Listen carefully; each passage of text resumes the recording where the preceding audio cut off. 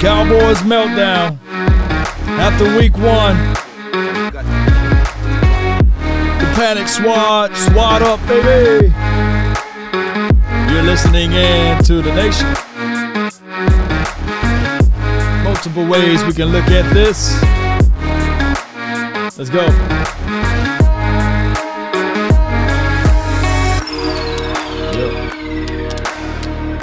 As the room fill up, be sure to smash that like button. Let a friend or a neighbor. You are the only participant in the conference.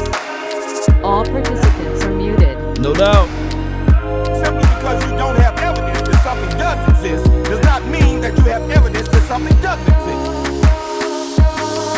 Come on. Got a full show for you guys today. Like I said, what's next, baby?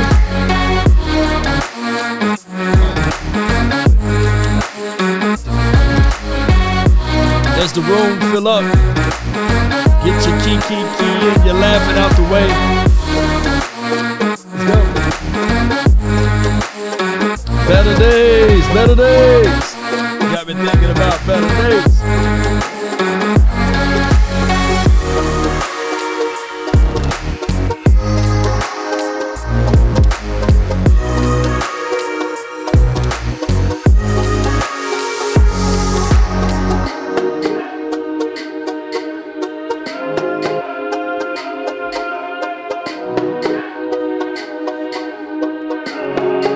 You a real one? Let me see real one in the chat.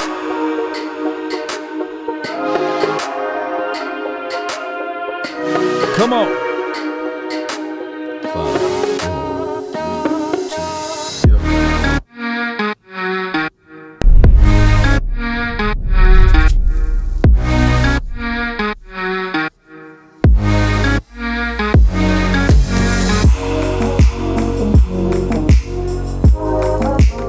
All right, Cowboy Nation, the name is Law Nation as we continue to talk about the Dallas Cowboys and what happened week 1. And, of course, Dak Prescott. He's the reason why. Nobody is. It's Dak Prescott, man. So now he will be out, according to most reports, he will be off about 6 to 8 weeks, right? So there's the good news and bad news about that. There's the cons and pros about that. Is now the Dak Prescott people, they can't blame Dak Prescott. So we can only look at now we got Cooper Rush, Will Greer, and Kellen Moore. They're going to be the guys that's going to try to facilitate this offense. When you look back at everything, you can clearly see that my guy, let me just look at this right quick. You see Ezekiel Elliott, and we just want to start off with Ezekiel Elliott. He was averaging 5 to 7 yards per tote. He only touched the ball about 10 times. And I think that Ezekiel Elliott run the ball behind this offensive line, and they can get things going the proper way. The Cowboys shied away from the run. Ezekiel Elliott was averaging 5.2 yards per tote. He was actually averaging more yards running the ball on the ground than Dak Prescott was throwing the ball. And for one time out of most times, we can literally say, man, my gosh, Dak didn't look any shape, form, or fashion of what he looked like last year. And now you got to look at it like this. This is terrible. And for those who out there banging on the table, if you keep this same offensive coordinator and you go out there and get another quarterback, that will not change a thing. Let me repeat. If you go get another quarterback and keep this same offensive coordinator, it would not change a thing because of the fact that even if you go young, you have to go to 2 to 3 years or more for growing pains. And then for 2, you got to make sure that can this guy counteract? Can this guy understand that you're getting 5.2 yards per rush, big chunks of the plays, 7 yards inside runs, and you still don't go back to that similar situation? And people so knee-jerk reaction, and I get it. You're supposed to be, after a loss, you're supposed to be in your feelings a little bit, right? We all understand that. But it's similar to those who are out there with kids, and you have a 7 to maybe a 12-year-old, and you say, here's the keys to the Porsche. Here's the keys to the Ferrari. Just because it's a fancier car doesn't mean that kid naturally knows how to drive that said car. As above, so below. The issues with the Cowboys organization and franchise starts from the top. The fish rots from the head first. And when you see things that's issues upon which we can go by line, and I can show you every team that's in the National Football League, and you can literally see that they try to add pieces to their star-studded playmakers. They don't take away and then say, hey. Simply because you don't have evidence that something does exist does not mean that you have evidence that something doesn't exist. And that's what they did. The unknown. And when the unknown becomes the known, that's when the reality meets the expectations, or the expectations meets the reality. And as a fan of the team, fandom, my fan is not shaken at all because I naturally root for this team before Jerry Jones bought the team. So I'm telling you guys my age. I may look like I'm younger, but no, I'm old. I've been rooting for this team before he bought the team, right? So here's the thing. Cowboy Nation, we heading into week 2, the Dallas Cowboys versus the Cincinnati Bengals. The Cowboys must do these things in order to win. Establish something, and that is to run. I think that the defense played phenomenal. I love the way they showcased their talent. Yes, they allowed a lot of rushing, but that's what you call, they did some of the bend but don't break philosophy, whereas they ran away from Parsons. I can tell you that Dorrance Armstrong, if you watch the tape multiple times, let me know in the chat. And you can't trade Dak too. Yeah, you can't. You can't trade Dak. You know, he got the no trade clause, you know. And that's the reality of it. You can't trade him. It's a how can I put this? It's a situation that the Cowboys created for themselves. And James, that's not even a factual topic there. He says Dak is not the same without Tyron. Dak is 6-4 now without Tyron Smith. There's more wins than losses. But I get it. Nobody is the same when they're missing some pieces on the offensive line. But Tyron, even though he didn't play last night, the philosophy, I want you guys to just think of football at its natural state. Y'all make it so complicated because you've just been hit with these ailments with this team for so long. But go back to natural football. Even look, I tell you this, even if you playing John Madden football, if I drop 7 DBs into coverage and your quarterback is in shotgun, and then they motion the guy to come inside to help chip block, and I send only 2 wide receivers in 7, is that a favorable outcome? I don't care if your quarterback is accurate. Let me know if 2 versus maybe 5 or 6 DBs, is that a favorable outcome? Just give me a yes or no.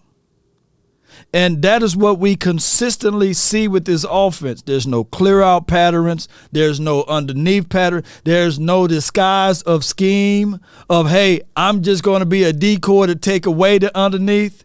There's no beyond. Look, y'all don't have to like me. You don't have to like me at all. But I'm telling you, cold, hard truth, that there is no scheme to defeat when Kellen Moore faces those type of defense. When they say, we'll give you the underneath. Law, do you have any information on that? Look at Matthew Stafford, his first game. They literally said the same thing. We're going to play into the tendencies of the Rams, and we're going to drop 6 DBs. We declare to give them the underneath. It's just as simple as that. Oh, Lord, do you have any more truth to that? It's speaking so much truth, my teeth white. You know? Yeah.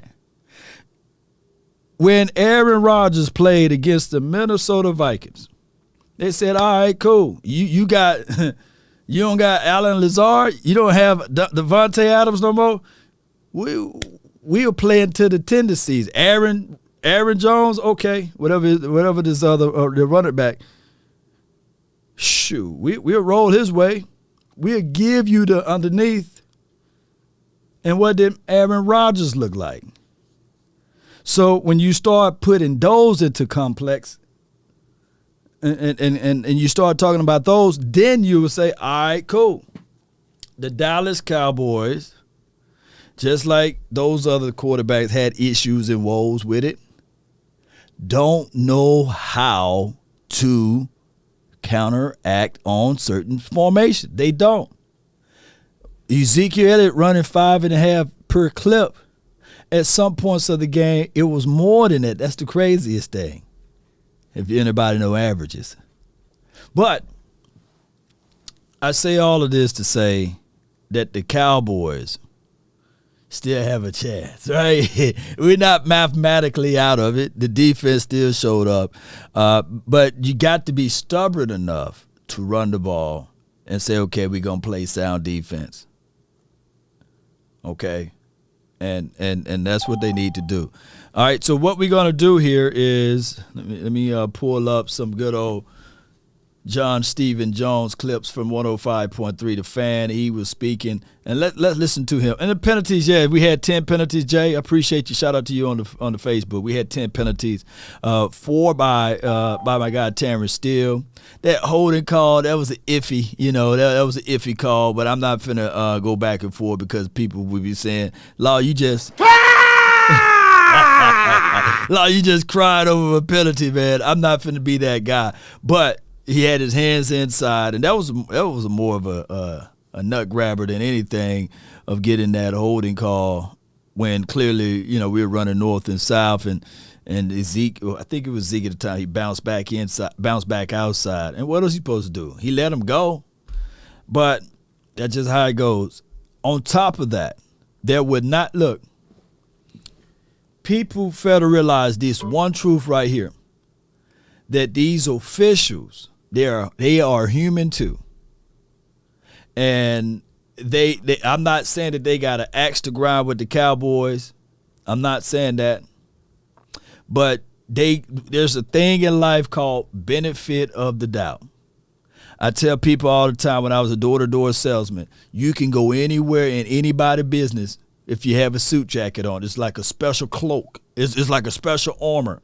People will give you the benefit of the doubt when you dress the part, walk into any building and get past the gatekeeper, and get past the gatekeeper to make your sale.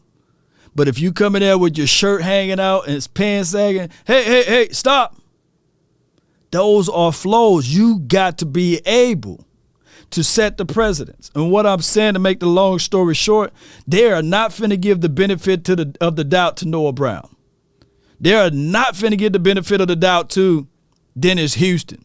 He haven't earned it. There was a special cloak. Yeah, Tommy boy, you put on a suit jacket, a tie, you can walk into any business and get that sale if you dress the part. The same with these officials. They would look at Julio and say, well, maybe there was a call, right? They would look at certain players and they'll turn a blind eye because that's how life is. That's life, Cowboy Nation. Y'all don't have to like me, but I'm telling you guys the truth. I used to go door-to-door salesman in hot Mississippi with a 3-piece suit on, selling printer fax copier machines, right? Where's your carbon footprint? Let me help put money back into your pocket, and get past the gatekeeper all the time, with my business card and everything. because I had the suit jacket. I was clean, European cut, you know. But no, the type of wide receivers we got, they're not finna get the benefit of the doubt. They don't have the grains of salt. Maybe when Gallup get back, maybe. But CeeDee Lamb, he haven't made it to that level. This is his third year ever. Right? Third year ever playing in the National Football League. CeeDee Lamb is still too young to get certain calls, what have you. And then he got the star on the side of his helmet. And he didn't perform the best way possible. Jones, good morning, Let me know if y'all can hear audio. Good morning, guys. Now, yesterday in the postgame, Jerry said that a lot of things were surprising in the season opener, outside of injuries, which we'll get to in just a second, I'm sure. Which aspect of the game yesterday most surprised you? Well, I think the biggest part was just our challenge to move the football and get any consistency, any rhythm in our offense. After the first drive, we really just, seemed to struggle with each and every drive out there and just weren't able to make plays and execute at a level that we need to if we're going to be the type of football team we want to be. Yeah, Stephen, the offense did not look in sync, and a lot of people are questioning whether or not that's a product of no preseason games together, where things aren't really controlled, or what that purpose was. Do you think that has any impact on the way that last night's game looked? Well, I think anything will be looked at now, and obviously rightfully so. Whenever you go out and you have a performance like that, then you're certainly going to have question marks. And as to how you went about your preparation. I will say this, it's a long season, and, there were things out there that we were really pleased with. The defensive side of the ball, there were, for the most part, when we ran the ball, we had positive run plays when we went right at them. And, there's some things that obviously. No, he said we had positive run plays. We ran right at him, and then he jumped off of it. And he's talked about execution. I can have a game. Look, oh my gosh, man.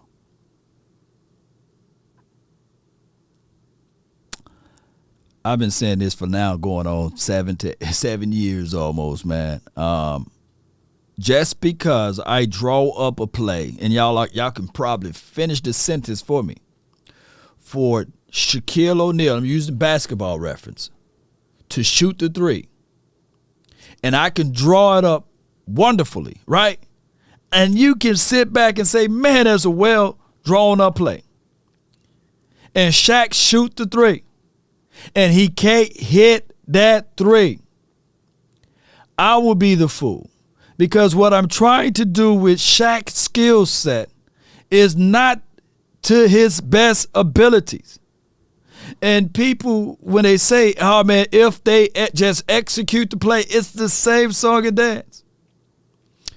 The Cowboys had no rhyme or reason to do that razzle-dazzle play on that series of end around, loop around, hit the ball to Tony Pollard, you lose 8 yards, your offensive line looking like, hey, who to block? They had no reasons. Now, I get it. A spoonful of people say, man, Law, if they executed, man, that would have been a damn good play. No, you don't do that. Man, that's a dog good play, man. I drew that play up for Shaq to shoot the three. No, his skill set is being down low in the post. He's not a perimeter outside guy.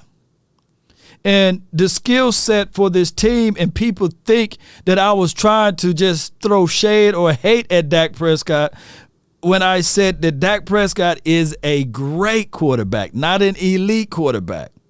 But you got to start doing things that quarterback is accustomed to doing on his level to make it appear that everything is efficient.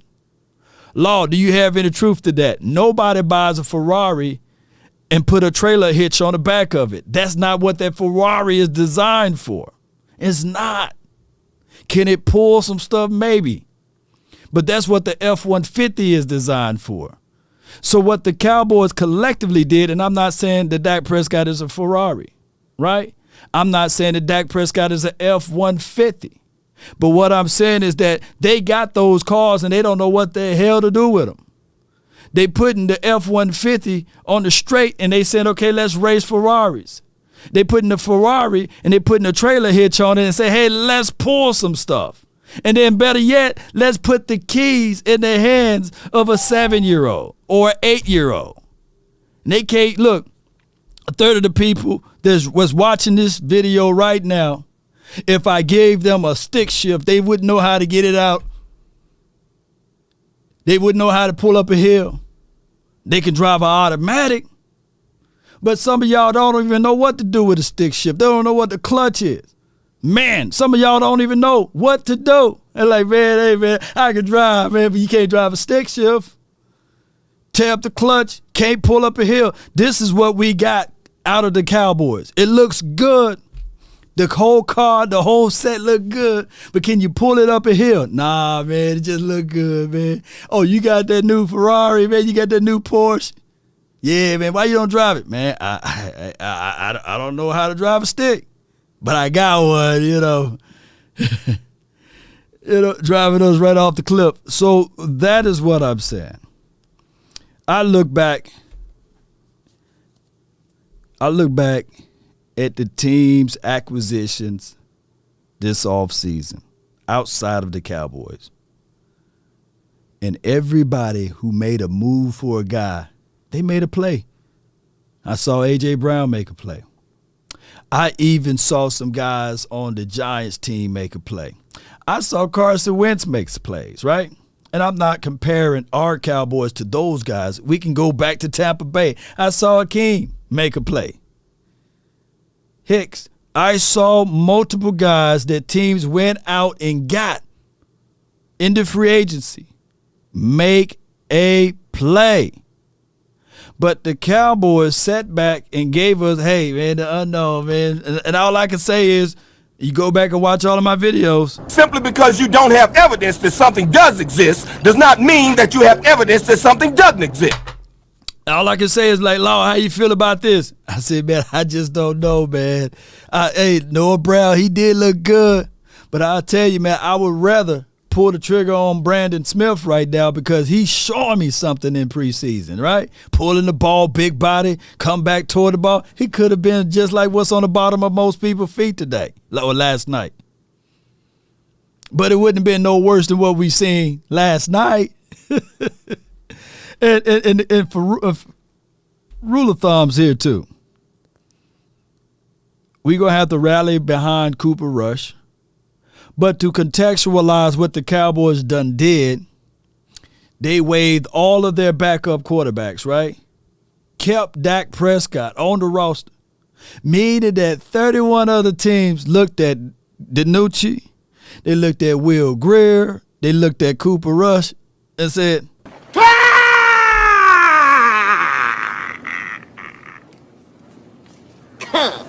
they said, man, we don't care about those boys. 31 other teams didn't even want them on their practice squad, nor their 53.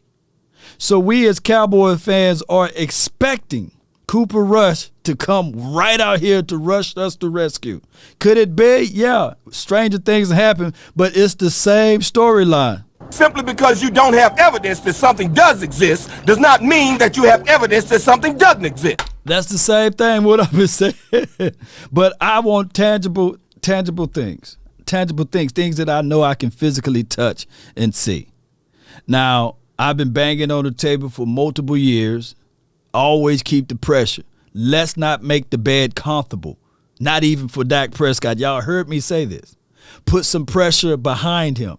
I want a quarterback to be behind him, making every throw. So then he would sit there and say, all right, hey, man, hey, I gotta make sure.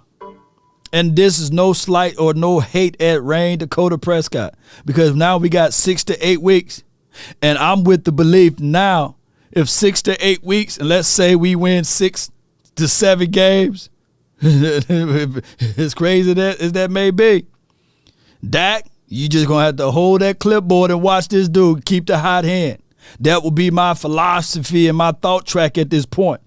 But the Cowboys, they better make sure that whatever they doing right now, and it would be kind of crazy for us to do that. That's just lofty thinking.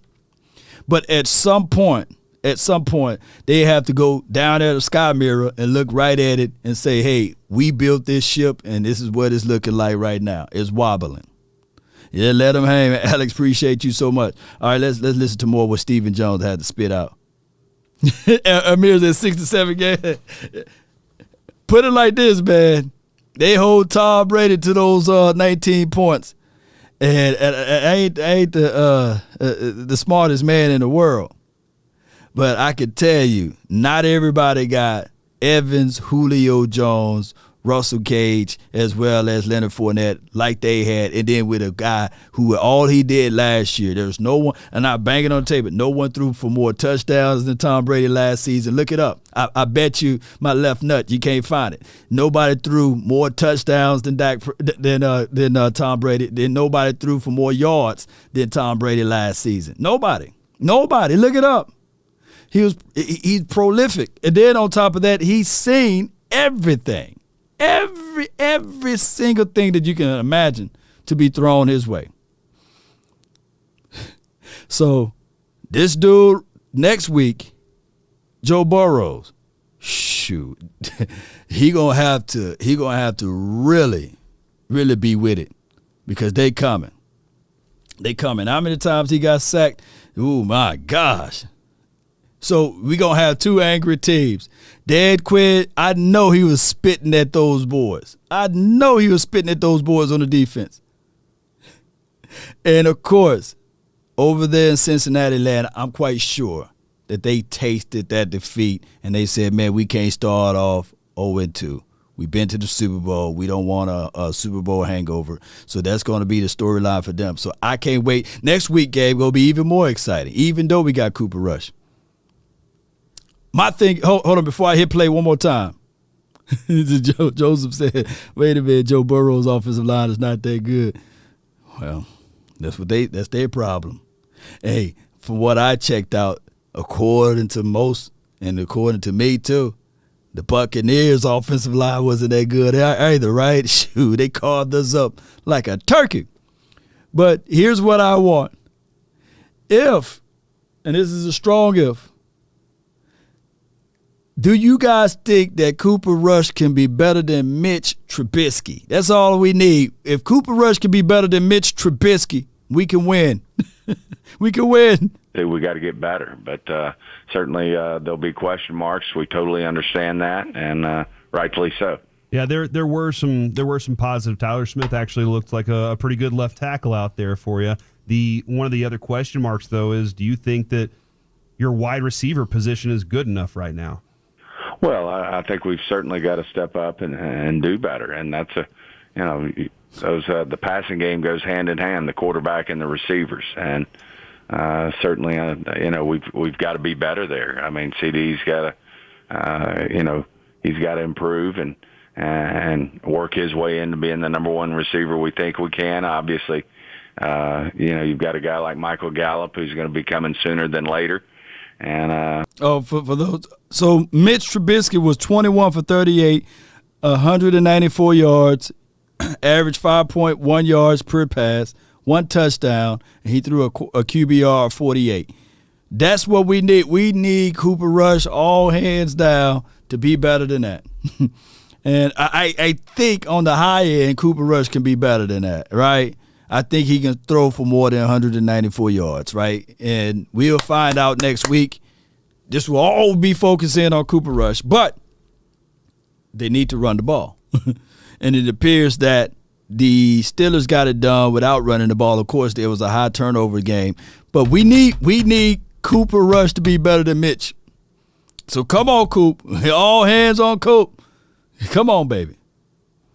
There were flashes at times. Noah did some good stuff out there, and Houston did as well. But and certainly Schultz was steady and consistent in terms of the plays he was making. But obviously it wasn't good enough. And we've got to hold Tampa Bay and Tom Brady to 19 points. You got to think you got a good chance to win that game. But we just didn't get the job done.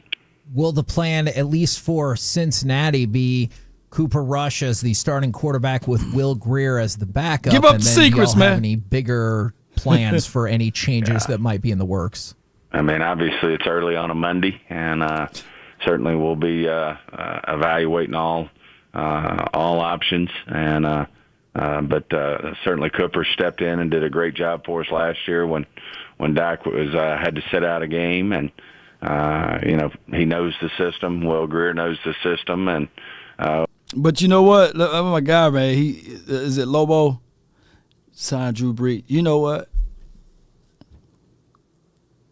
I would sign Drew Brees, man. I know he played in the league for 20 years, man.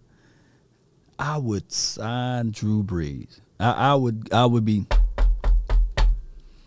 Drew. I know, man. Hey, man, how you doing? Hey, we may not can give you number 9. But man, we will sign you. I know that you stayed in Texas. I know you long in the tooth.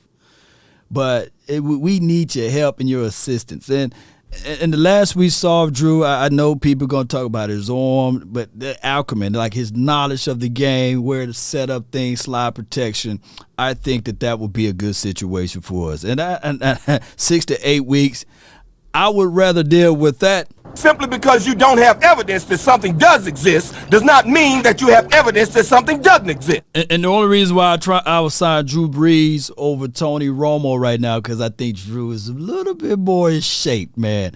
And that would be my thing. I would just out of a limb, I would do Drew Brees right now. And then how I would sell it to him is I would sell Jason Peters, right? I said he's 40, he's still doing it, man. How old is Drew Brees? Somebody put it down. He got to be 40, maybe 1. Because I seen the game of even when we had Vinny Testaverde out here, baby. I seen some crazy stuff, and I don't think that would be even knee-jerk-ish reaction. He's 43. Yeah, he is old. 43? I don't care, man. Just put him out. Well, he probably don't want to play at 43 though. And then he's small. Lost stop. Look, who would you have? If you go into a battle, would you rather have Drew Brees or Cooper Rush right now? Bryce Young, he's Bryce Young won't be until next year, and then you have to lose every game, and you have to have the first number 1 draft pick. And I think that the way this defense is playing, they would not. So he's 41. So 41. Remember Vinny Testaverde? Tony Romo would be fine. This is TC 915. All right, man. Y'all put that butter knife down, though. Don't shank your boy for having an opinion, Because, look, think about this, and I'm going to get off of it. How many – Tyrod Taylor, maybe. Yeah. No, Colin Kaepernick, Oh, my gosh, man. Let me say this. Think about what all we said about Tom Brady being 45. Right? Tom Brady being 45. And I was saying that he would want him a Coke 45 at the end of the game. If I was an alien from outer planet, right, and I dropped down and I was I guess I was beyond the ice wall, and I fooled around and climbed through the ice wall, and I got here and I sat down and watched the game. There's no way in life you would have told me that the guy that wore 12 out there was 45 and Rain Dakota Prescott was in his 20s. You would think that the age would be reversed. You would literally say that Dak looked like he was 45. You would say, hey, man, so you mean to tell me that the dude that's wearing 12 on his jersey, he's 45, right? And I'll be eating my alien foods. I'd have been like, yeah. So you mean to tell me that dude is 45 and the other guy is in his 20s? How do age work in this universe? So that's just how it gets 4 from 45. And I'm not throwing any shade at Dak, but it just looked like the youth was on the other side. So what I'm trying to say is, don't count a man out no more for their age in this modern day football. Let's go with it. We've just got to go out and execute and play well. And certainly we didn't do it to a standard that we need to do it to. I'm hoping you can give us some insight that we don't get to understand while the game's going on. How does the information get passed along to you guys that Dak is hurt? And then what is your immediate reaction when you get that news? Well, when you're watching a game like we are, your eyes are always on your quarterback, and knew right away, when he threw the ball that, you could see by the way he grimaced and the way he did his hand that something was going on there. And then ultimately when he came out, we knew, Dak doesn't take himself out of a game ever unless it's, it's something that's real. And, he was competing to win the game. And when he went in, we certainly knew there was, obviously something there that was real. And, just had our fingers crossed that it wouldn't be something like it was. But, that's our game and the game we play. It's a physical game, and injuries are a part of it, and we have to certainly work through this. The plan, the words we kept hearing from a lot of people were, we go as Zeke goes. That was Jerry, obviously. And there was a lot more discussion on how the run game would impact this offense. And I think there were 17 rushes last night with Dak having one of those too. Did the running game look like you wanted it to? Because it didn't get as much play as it needed, I think. Well, I think in general our offense didn't get much play because we weren't able to execute and make first downs. I don't have the exact number at my fingertips of 3 and outs, but it's hard to. No worry. Let me look at it. Jerry, Stephen Jones. Let me see if I can find it right quick. You go to team stats. The Cowboys. Look. It's similar. All right, so there was 5 for 14 on third down efficiencies for the Tampa Bay Buccaneers. We were 3 for 15. Right, so you can move that out the way. Right, first down. We had first down, passing first down. They had 9, we had 8. Rushing first down, of course, they had 9 and we had 4. We didn't run the ball like them. So all of those numbers, if you go back and watch the game, that wasn't the issue. Look, people will complain about just about everything and anything. And people will sully and denigrate the person who won the scratch off or who won the lottery. But they'll get mad at that person, but they never even bought the ticket and say that they're going to want to win one year or they're going to want to win. You got to buy the ticket, baby. You got to buy the lottery ticket in order to win the lottery. They didn't even try to purchase the lottery ticket and then go back after the game and say, hey, man, it's because the lottery is rigged. No, you got to go buy the ticket. This is not equal or making any sense. Let me go back and let me show this again. Passing first downs. 9. Tampa Bay. I'm going to go real slow so my people everybody can hear me. Passing first down for the Cowboys, 8. Rushing first downs, 9. For the Cowboys, 4. I already broke down that they only ran the ball 10 times with Ezekiel Elliott. 10 times with Ezekiel Elliott. This should have been a game that they rushed 20 to 25 times with Ezekiel Elliott. The numbers would spit for itself. Collectively, the Cowboys had a total of 64 plays.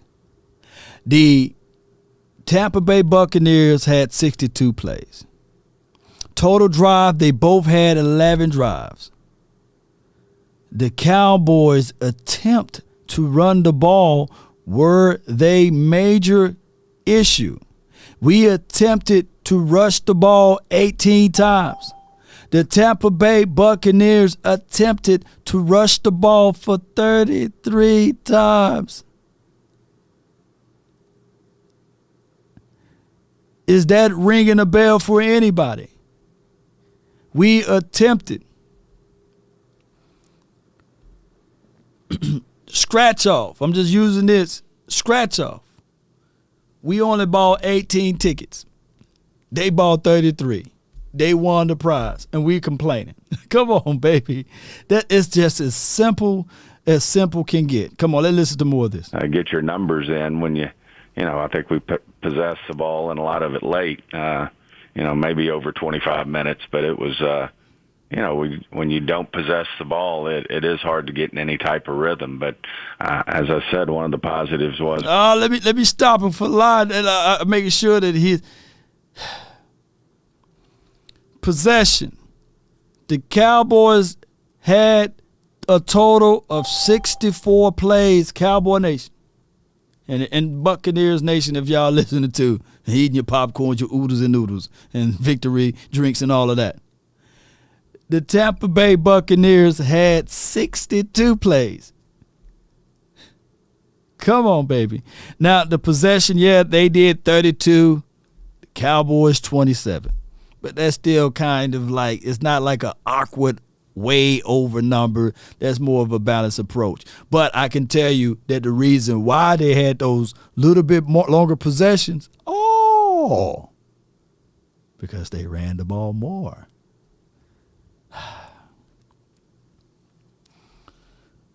Simple but yet complex, Cowboy Nation. I can't make this stuff up, man. This is the reality of it. All right, let's listen to this. When we did run it, Adam, we had positive run plays. Not only Zeke, but Pollard, but, we just have to execute. You have to get in a rhythm, and we just, weren't able to do that all night. Well,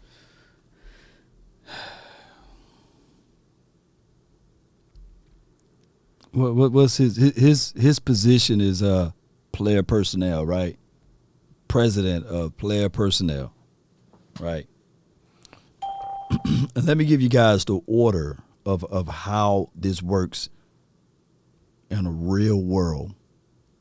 You have your owner, right? Then you have your president of player personnel. That's the tier.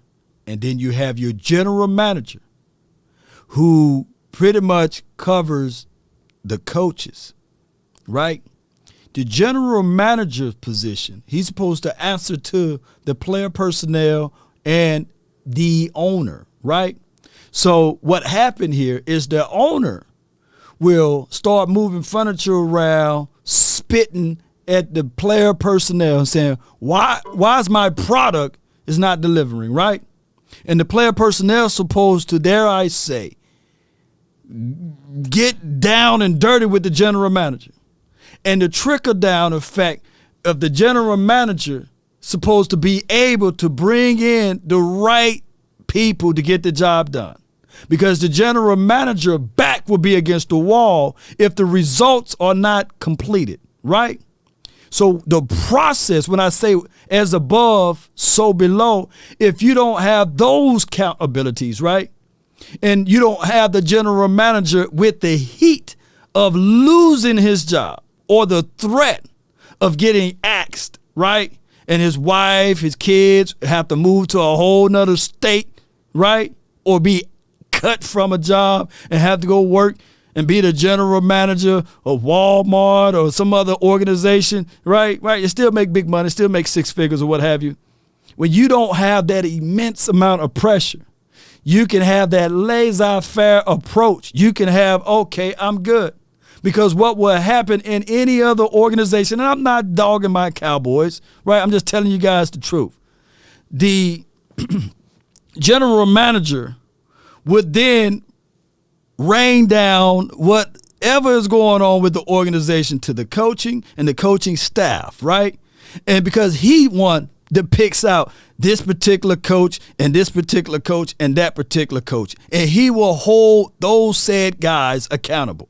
And he say, why aren't you guys getting this SHIT done, right? And then the coach is supposed to be like, oh, Lord, the general manager is here. I got to make sure that I'm managing stuff right. If you don't have that power structure and everything is in between, you would never have that uncomfortable comfort moment, right? That come to Jesus meeting moment when they start going over tape line by line, precept upon precept type of stuff. And then they would say, hey, as the general manager, I'm the owner. You're not getting the job done. Why did you got rid of this guy, Amari Cooper, who last year had 13 receptions for 115 some yards, a tub or what have you, 2 touchdowns, whatever he had in the Tampa Bay game? What are you doing here? And on top of that, that general manager will go down and say to the coaching staff, hey, I'm getting heat from the owner. I get what you're trying to do with Dennis Houston. I get what you're trying to do with even Dak Prescott. But if we don't win these 2 or 3 games in a row, I'm going to lose my job. So it's either you or me. And I got self-preservation that's going on right about now. So therefore, if you don't get these acts together, I'm going to have to ask you to leave. You know what I'm saying? This facility. We don't have that complex structure here. We don't. We got a situation where one of the players can bypass the doggone coaching and go straight to the GM and say, hey, I kind of like this system this way. Or we got other coaching staff that's within the organization can go straight to the general manager, owner / player personnel and say, you know what? I really like this. I really like this input. There's no structure up top. As above, so below. And there's no real heat action to it because there's already probably spoken words for Kellen Moore from the owner and GM that circumvent the doggone head coach. It'll go over most people's head because they never been in management. It will go over most people's head because they never been in any type of structure, right? But even if you've been in the situation where I am, your subordinates, they got to go through chain of command, right? And when you get to this GS level, they're going to be like, hey, we'll adhere to it, but did you talk to your supervisor? Go to your supervisor first. They don't have chains of commands in Cowboys land. They don't. Come on, baby. Yo, man, come on, baby. Y'all should know chain of command. With that in mind, then, and that might have kind of led into my next question, do you view the NFL as kind of a week-by-week proposition, or are you concerned that some of those lack of execution issues from last night can persist throughout the season? No, I think we're going to get better as a football team, no question. We believe in this team. They've worked their tail off in mini camps and through training camp, and certainly it's unacceptable the way we played, but to have complete confidence that this team's going to put it together, that if it's Cooper, he's going to step up. Cooper. I like the way they say execute Cooper. The offense. Cooper. And we're going to play better offense. And I think our defense obviously showed signs out there that they can do some special things, and we should get better. This is a long season, and certainly wasn't the type of outcome. We certainly didn't play at a level or execute at a level that that we have to do if we're going to have the type of team we want to have this year. So. It's disappointing, but we got to go back to work. The Cupper. Jaron Curse, he's here leading tackler last year, and he gonna be out for a minute. Go out last night. What are your feelings with Jaron Curse and where you are with the safety spot? Well, I think we feel better than we felt. I think we've been consistent all year. Feeling good about our depth and what we have on the defensive side of the football. Certainly.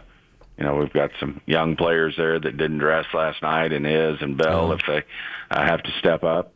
Curse has to miss some time.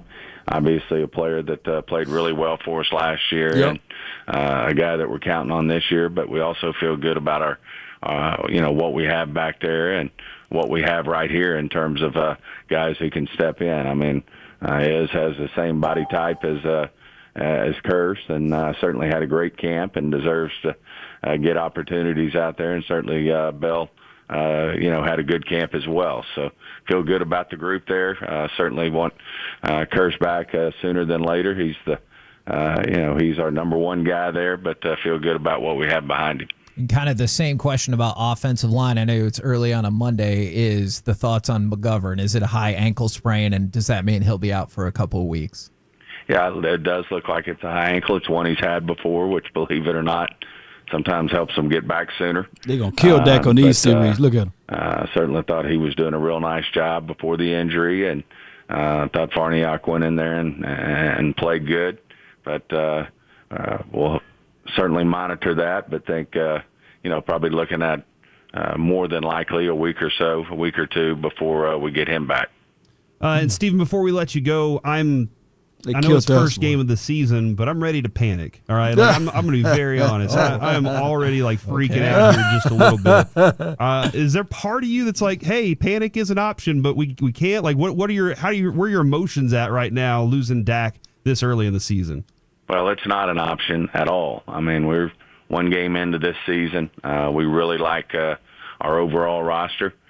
Certainly totally understand any question marks there are based on the way we executed on the offensive side of the ball yesterday. We can be better on defense and special teams, all three phases, and we have to be. But I don't think panic's any part of this right now. Come on, don't panic, baby. Go to work, chop wood, and execute better, and good things will happen for this football team. And so you guys are obviously hopeful then sooner rather than later that Dak will be back at some point this season, yes? Absolutely. We feel very confident he'll be back. We just don't know that time frame right now. Is there any concern with what happened in 2020, the back half of maybe last year, and now this, that Dak is injury prone? Wow. No, I think Dak is built to last. I think, obviously those hand injuries with quarterbacks in pockets are tough ones. And I don't think he's injury prone, and feel like he'll rebound from this. He's a great leader. He'll be out there leading the charge. I know he won't miss anything, and I think great things are ahead of Dak. Appreciate it very much, good sir, and we will catch up with you again next Monday. Sounds great, guys. Thanks. Well,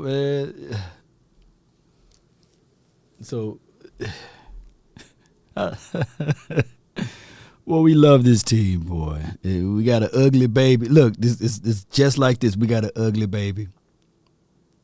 But we got a baby with a body and a face that only a mother can love, right? Or a father. And it's our baby, right? And that's how we got to view this right now.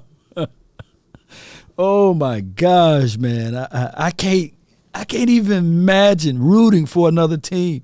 I can't do it. Like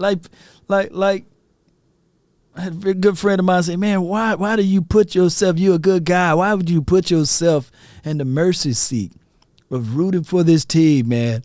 Waking up, man, all I can see is the Cowboys, man, blue, and, after I praise God and, get the kids together, I just love this team, man. I just love it, man. And it's a bitter moment right now.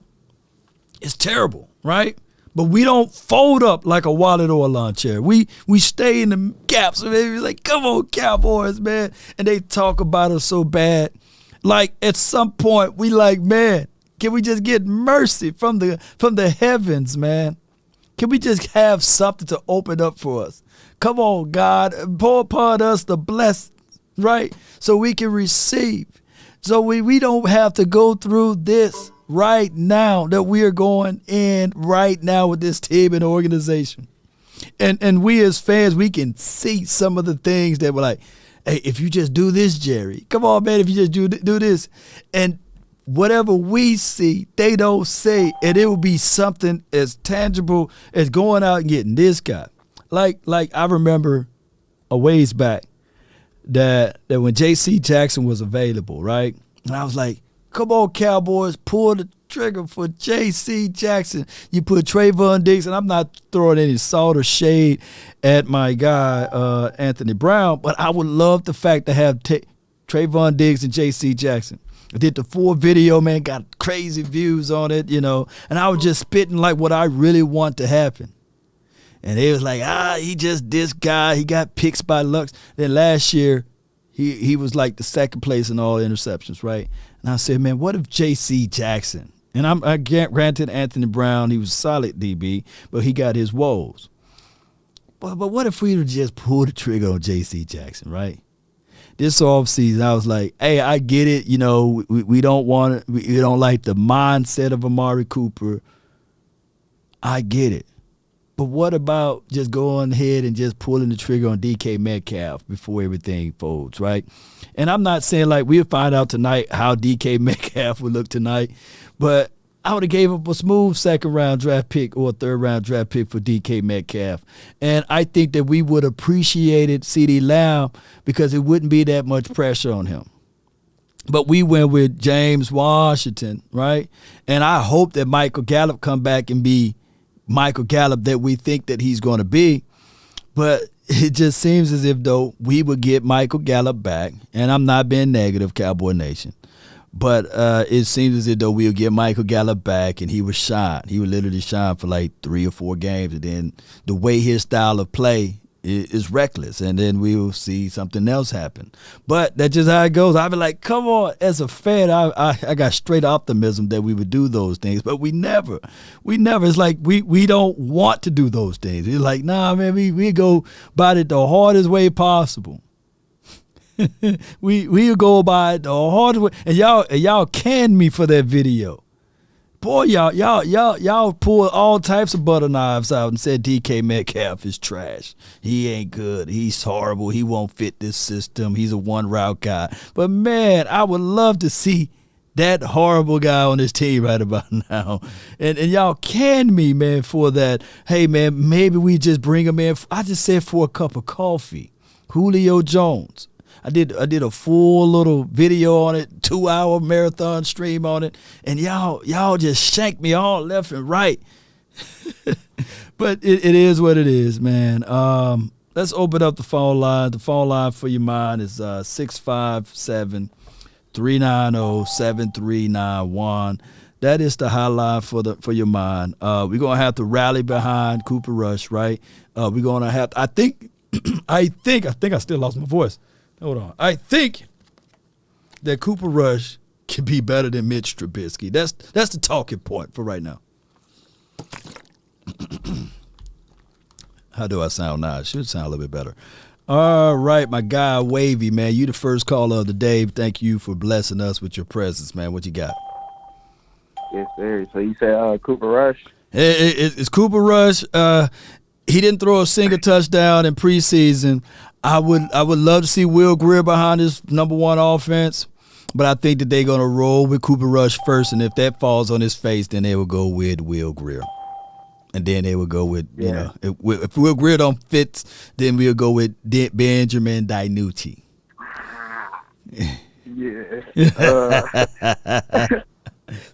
I don't think we're going to trade for anybody for sure because they're only going to play 4 games. They're only going to play 4 games at the max before Dak come back, like about by a week or something. But when is our bye week? When is our bye week?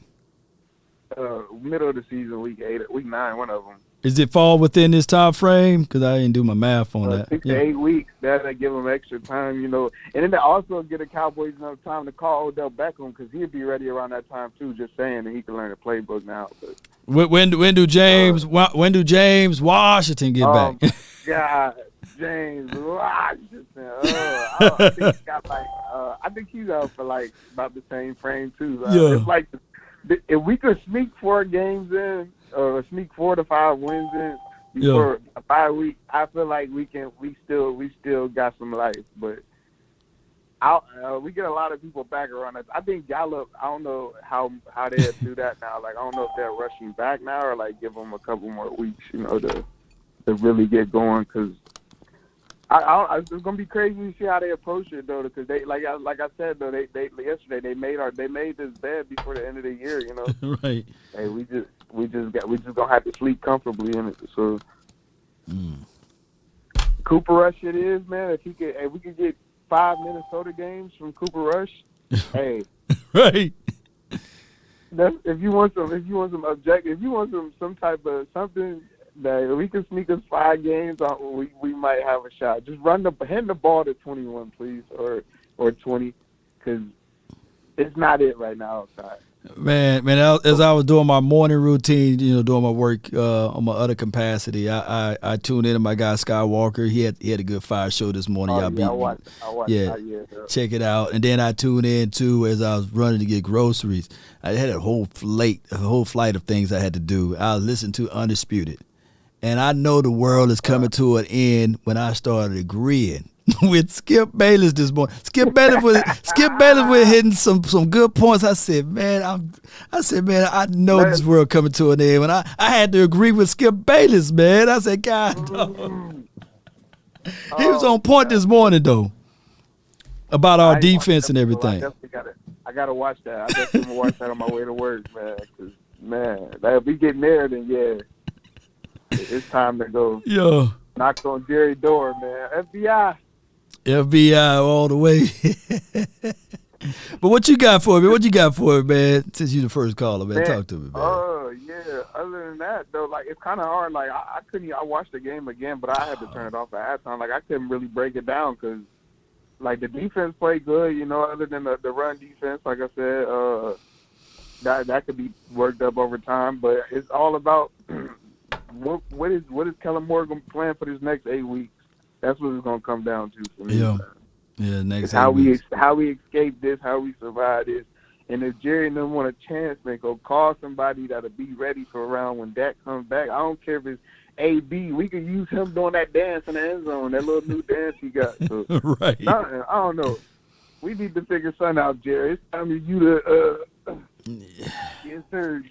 If they smart, they'll do one of those nut check contracts, whereas you speak out one time against this organization, you're gone, right? You lose all your guarantees, and then you say, we have a thin line, right? And sometimes people will come and be good for 1 year. That's what happened to Antonio Brown. He was good for 1 year with Tampa Bay Buccaneers. That's all you need. Yeah. 1 year, man. I'm not, you feel me? I still, I like our receiver core went healthy, like with Gallup and everybody back, but we need somebody that could give us that extra push, Man, that's what we do need. That's what we do need, man. I appreciate you, Wavy, man, for calling in, fam. Yes, sir. Y'all have a blessed day. Yes, indeed. Hey, Cowboy Nation, and I get it, man. It don't look good to have a guy that toxic in your room, but man. If I'm a billionaire, man, they just don't like. Why do they put themselves in these boxes, man? In these crazy boxes, man. If I'm a billionaire, you couldn't tell me nothing. I'll be winning every year. Why? There's no salary cap as it relates to coaching. I'll have by far the best coaching staff on this team. I will be pulling all types of things. It will be literally. I will be bringing Antonio Brown in there. I'm the coach. I'm the coach. I'm the billionaire. I'm everything. I'll be bringing them in just to take a real good look at them, just shake up. I wouldn't even have any intentions to sign them. I'll just bring them in, right? Everybody else be like, dang, man, I must have played bad, man. Let me hurry up and play better, right? Man, shoot. You couldn't tell me nothing, man. What salary cap? What salary cap? What league in trouble? Well, I'll pull my team away. I'll start my own division. I'll say, well, my team is going to take a strike against the NFL. You call more flags, but then again, I guess you can't do that. These boys with this revenue sharing thing, man. Uncle Charles, you're live. What's up, Lord? What's happening, player? Nothing to it, Chief. Talk to me, man. Talk to me. Let me reiterate what I said last night. Okay. And I'm gonna say it. And let me just say this. I got a lot of good response, but I had some people really, say some mean, hateful things. Yeah. And I want to tell those people, as of today, now that God don't woke me up, I want to tell you that I love you. I love you so much that in the next 2 weeks, you're going to be sitting in the middle of the floor, butt naked, wondering what the hell just happened. and you realize it was Uncle Charles. And now that you realize it's me, you'll put some damn clothes on. Let me explain something to you, and I'm going to say this because I got to tell the truth. I can't tell it no other kind of way. Right. Let me say this. Let me tell you, this season is over. It's like the Arsenio Hall show. It's a done deal. It's a wrap. Now, you need to find out one thing. Either you laying on the cross or you banging in the nails. And I don't worry about nobody talking about me. They talked about Jesus Christ. But yet and still, he saved the world with his blood. So I'm not worried about nobody talking crazy about me. You just worry about getting out that floor with no clothes on. You just worry about that. Let me explain something to you. You try to assert CeeDee Lamb as the number one receiver. Now, he's clearly not ready. No. He's clearly not ready, and he probably will never be a number one. He might be a good receiver to a number one. But no, they put that on that young man, knowing that he brought whatever he brought out of last year, CeeDee Lamb will brought into this year. So they let you know he's not ready. So with all that, when Dak had to go find somebody to throw to, he had nobody to throw to. If you go right over there to Vox Lombardi, my nephew over there, go right over there, and you will hear me say clearly that we need another veteran receiver and we need a good solid backup. If we had that last night, we probably would have pulled it off, but we didn't have it. And now you want me to think that Cooper Rush, which ain't no better than Bobby Rush, the blues singer, is going to go out there and win us 4 straight games. Well, you don't lose your damn mind. Let me just say this. I got family members. I love my family, but I got to say I can't stomach some of them. And yet still they was on my damn house, ate up all my damn food, went in there and left Satan's army in my toilet. And I had to put up yellow tape over my damn door. And I can't even go in there. Why? Because it smelled like Vietnam. I can't do it. So they ain't coming back. And this is the thing. We don't have owner. You cannot be an owner, a general manager, an offensive coordinator, a defensive coordinator, head of operations, and expect for a team to win. Every NFL team right now got a general manager and a coach, and we're the only damn team that don't. And it's sad. It's sad. The season's over. But let me explain something to you. There is light. Yeah, there's light. If he get up and make a few phone calls and bring in Antonio Brown, well, I don't want Antonio Brown. He crazy. What? Jerry crazy too. So what the hell you talking about? Well, I don't know what you're talking about. He crazy too. You better get on that damn phone and call Antonio Brown and get you a good veteran quarterback to come in where you can at least be competitive. But you're not going to do that. Stephen Jones on here talking this crazy stuff. These people don't believe in these fans. These people are demons. Because if they really cared about the Dallas Cowboys, they'd have been on the phone this morning. But they don't care. It's about money. Well, I ain't never seen a hearse follow a Brinks truck in my whole life. And it ain't going to follow in no time soon. And that's all I got to say, player. Now look. Hey, Uncle Charles, man, you got to take something back, man. Bobby Rush was pretty good, though, man. Come on, Uncle Charles, man. Yeah, Bobby Rush is pretty good, but just a few weeks ago, Bobby Rush went to sleep up on the damn stage. See, you know he went to sleep, the band playing, but his ass ain't. And I had to leave Bobby Rush alone because I'm going to go to sleep with him. And I'm not going to go to sleep with no old man. I'm not going to do it, but I'm not going to do it. I ain't sleeping with no old man. He could be sleeping by his damn self. Let me say this in closing to you, Lord, real quick. Yeah. Know who you dealing with in this world. Because we got a preacher down there, he about 75 years old. He'll praise the Lord and hallelujah. And the doors open. Anybody want to come and know Jesus Christ. And 20 minutes later, when the church was over, he was down on 4th Facts in Maine, picked up a young stallion, a young prostitute, and went up in a hotel, and he had a heart attack and died. She come out of there, star-raving, church is chicken naked down the steps. Why? Because it's a dead man up in that goddamn room. All that preaching, just like Gary, all that hope, he ended up dead. And this season going to end up dead. And that's all I got to say. And I love you, player. Much love to you, Uncle Charles. That's one of my favorite uncles right there. Man, let's put our hands together for Uncle Charles. Yes, indeed. When he said Bobby Rush is the last living Jerry Curl Bobby Rush, man. Let me see if I can show y'all a Bobby Rush, man, right quick, man. Bobby Rush, man. Let's put the hands together for Bobby Rush, man. Bobby Rush, baby. You know, he talked bad about my guy Bobby Rush, man. Bobby Rush, that's the last living Jerry Curl right there. Salute to Bobby Rush, man. Hey, if we can get Cooper Rush to be Equivalent to Bobby Rush, man. We'll be okay, man. Come on, y'all. Put your hands together for Bobby Rush, man. The pitiful truth. And, oh, my gosh. Guess who next right here, man? I know for sure. She is not fit to bring up Bobby Rush. You know what I'm saying? She is not fit to bring up Bobby Rush. But she is about to deliver some fire over here and get everybody in check. Come on, baby. I got Lady Jessica from the 903. You're live. Talk to me. Hey, Lord. Mm-hmm. How y'all? Hey. Well, my first thing is, like Uncle Charles said, you need to sit down in the booth. Just like me and the director was telling me this morning. He said he needs to stay up in his booth and do like all the rest of the owners. Sit there and drunk and fall all over on the floor. Let the coaches do their job. Yeah. He needs to get that Moore boy out of here. Should have been gone. Yep. He ain't no help for that boy. The boy ain't trying to see Dak succeed no way. Because why? Dak took his job. Because he was sorry. Now we got Cooper Rush. I don't want him up there. Put Gary Giver up there. That boy was moving and he was throwing the ball and he did get a touchdown when Cooper Rush didn't do nothing. Cooper Rush, a big old stand up in the road, let him run him over, let him sack him. He throw all over people's head. Y'all saw that last night, but nobody's talking about that. They want to talk about bringing him on. Are you out your mind? This boy didn't do nothing. It barely won one game.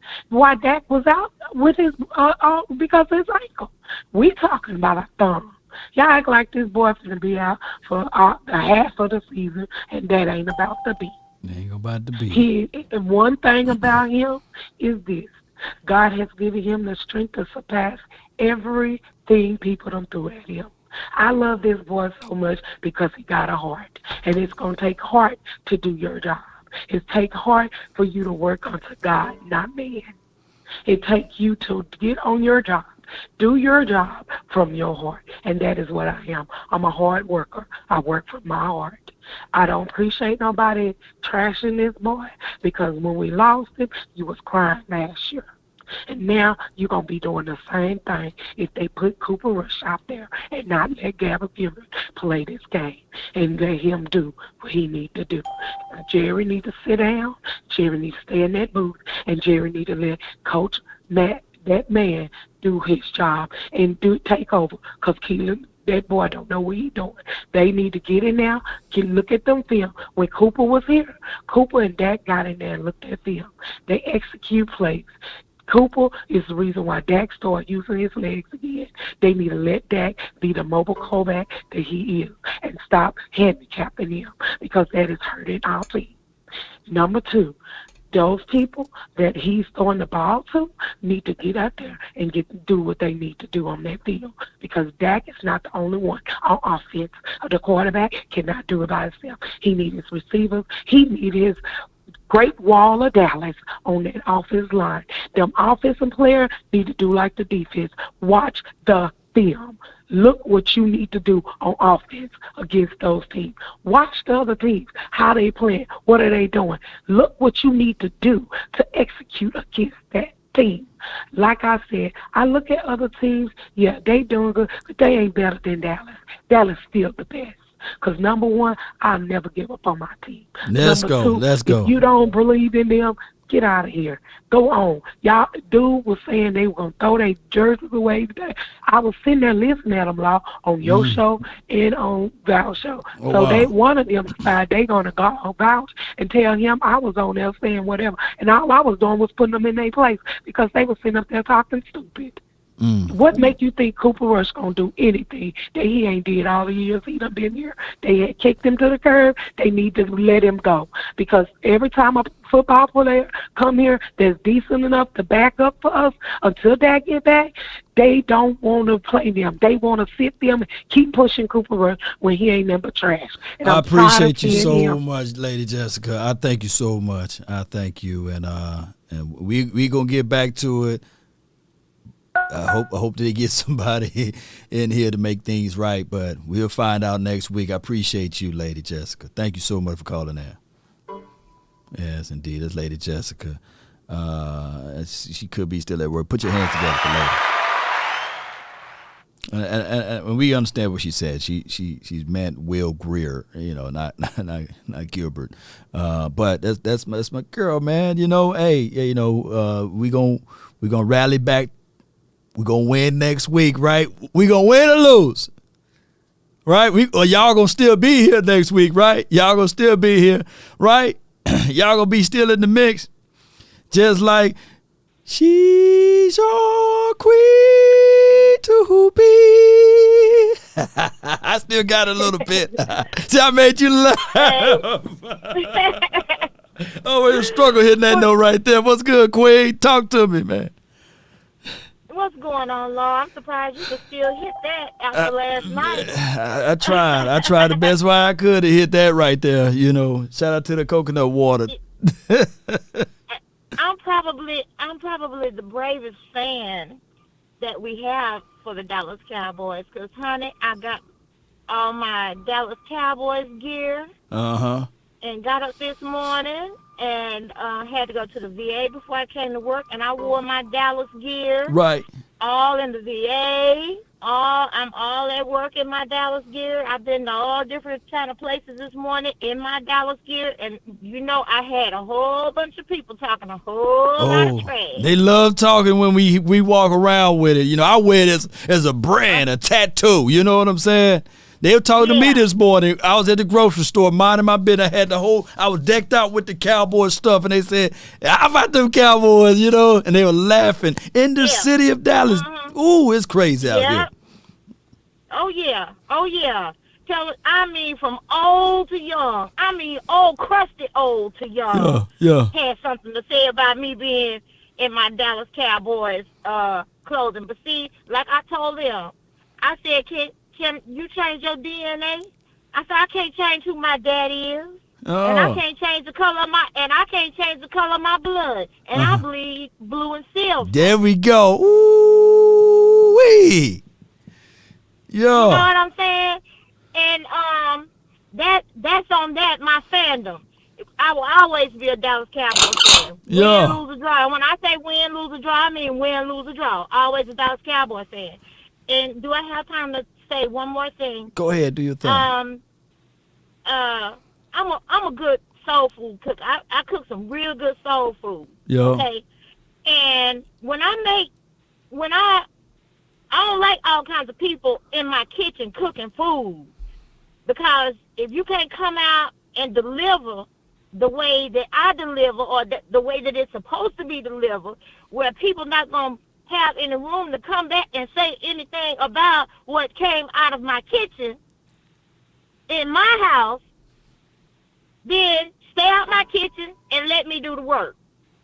And I said all that to say this is I got several ways I can cook a pot of collard greens. You know what I'm saying? Depending on who it is I'm serving. I can put the pork in there, the ham hocks, and the pigtails, whichever one. That's the country. And then you might have some country with that can't have the pork, and they need to be a little bit more healthy, but they still like that smoked meat in there, so I can put some smoked turkey necks or some smoked turkey tails in there to keep from having that pork in there. You still got to have that smoke flavor out in your greens. Okay? And then you got the people that they don't want no meat. Some people don't eat meat and don't want to have the residuals of meat in their greens.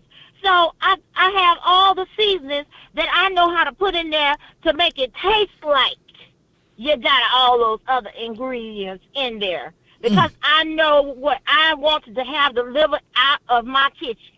You know what I'm saying? Because your kitchen, yeah. So here it is. You have a coordinator. Jerry owned the house. Kellen Moore's the cook in the kitchen. He got all these different ingredients in his kitchen, but don't know how in the hell to cook. Just bland with it. Got all the seasons in the cabinet, don't know how to put it together. Yeah, he don't know how to boil no eggs. He don't know that you can make your eggs with some flavor. Right. You can You can boil your eggs and add flavor with a little salt and pepper, but he don't even know that. Oh, wow. You know what I'm saying? They need to get rid of him. They need to get rid of him. And one more thing, Law. I know you be talking about how Jerry and them got so much money and they can't and they cannot be usurped and all that other kind of stuff. Mm-hmm. But I tell you, some other teams, some other conglomerations and stuff like that have fallen over these years, over these hundreds of years, have fallen. And Jerry and them can fall too. Because people are not going to continue to follow people that are doing things in this fashion, the way that they're doing things. Yep. First, the fans start falling off. Yeah.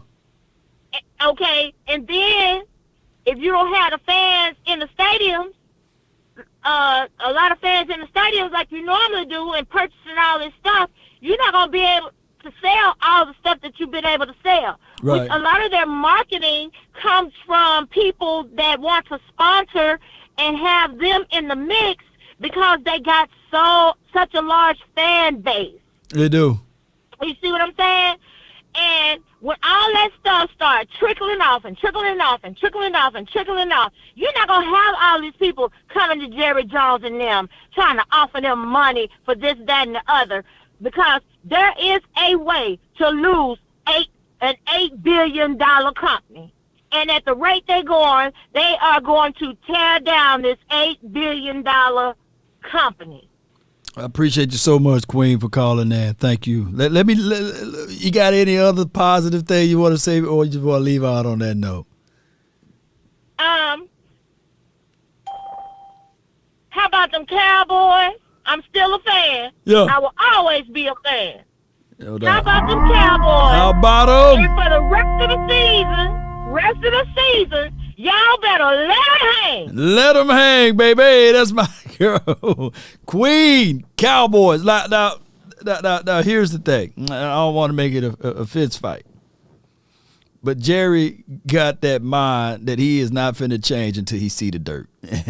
and hell, he may outlive us all. And the only thing that can get Jerry out of here is death or scandals. And we ain't praying for that man to croak. We definitely ain't doing that. And then you got to be careful for what you wish for, because Stephen Jones, it looks like he got how old is Stephen Jones? Y'all put that down in the chat. He may live beyond Jerry. So it's what it is right now when you get this family-ran business, and the only way you can get them up out of there will be a scandal, right? If they go out there and say some things nefarious beyond the political arena, that's the only way they can get Jerry and Stephen Jones up out of here. And I don't think that would happen, by the way. So they cautious of how they handle things, and that's just how it is. So and $8 billion, that dude flipped.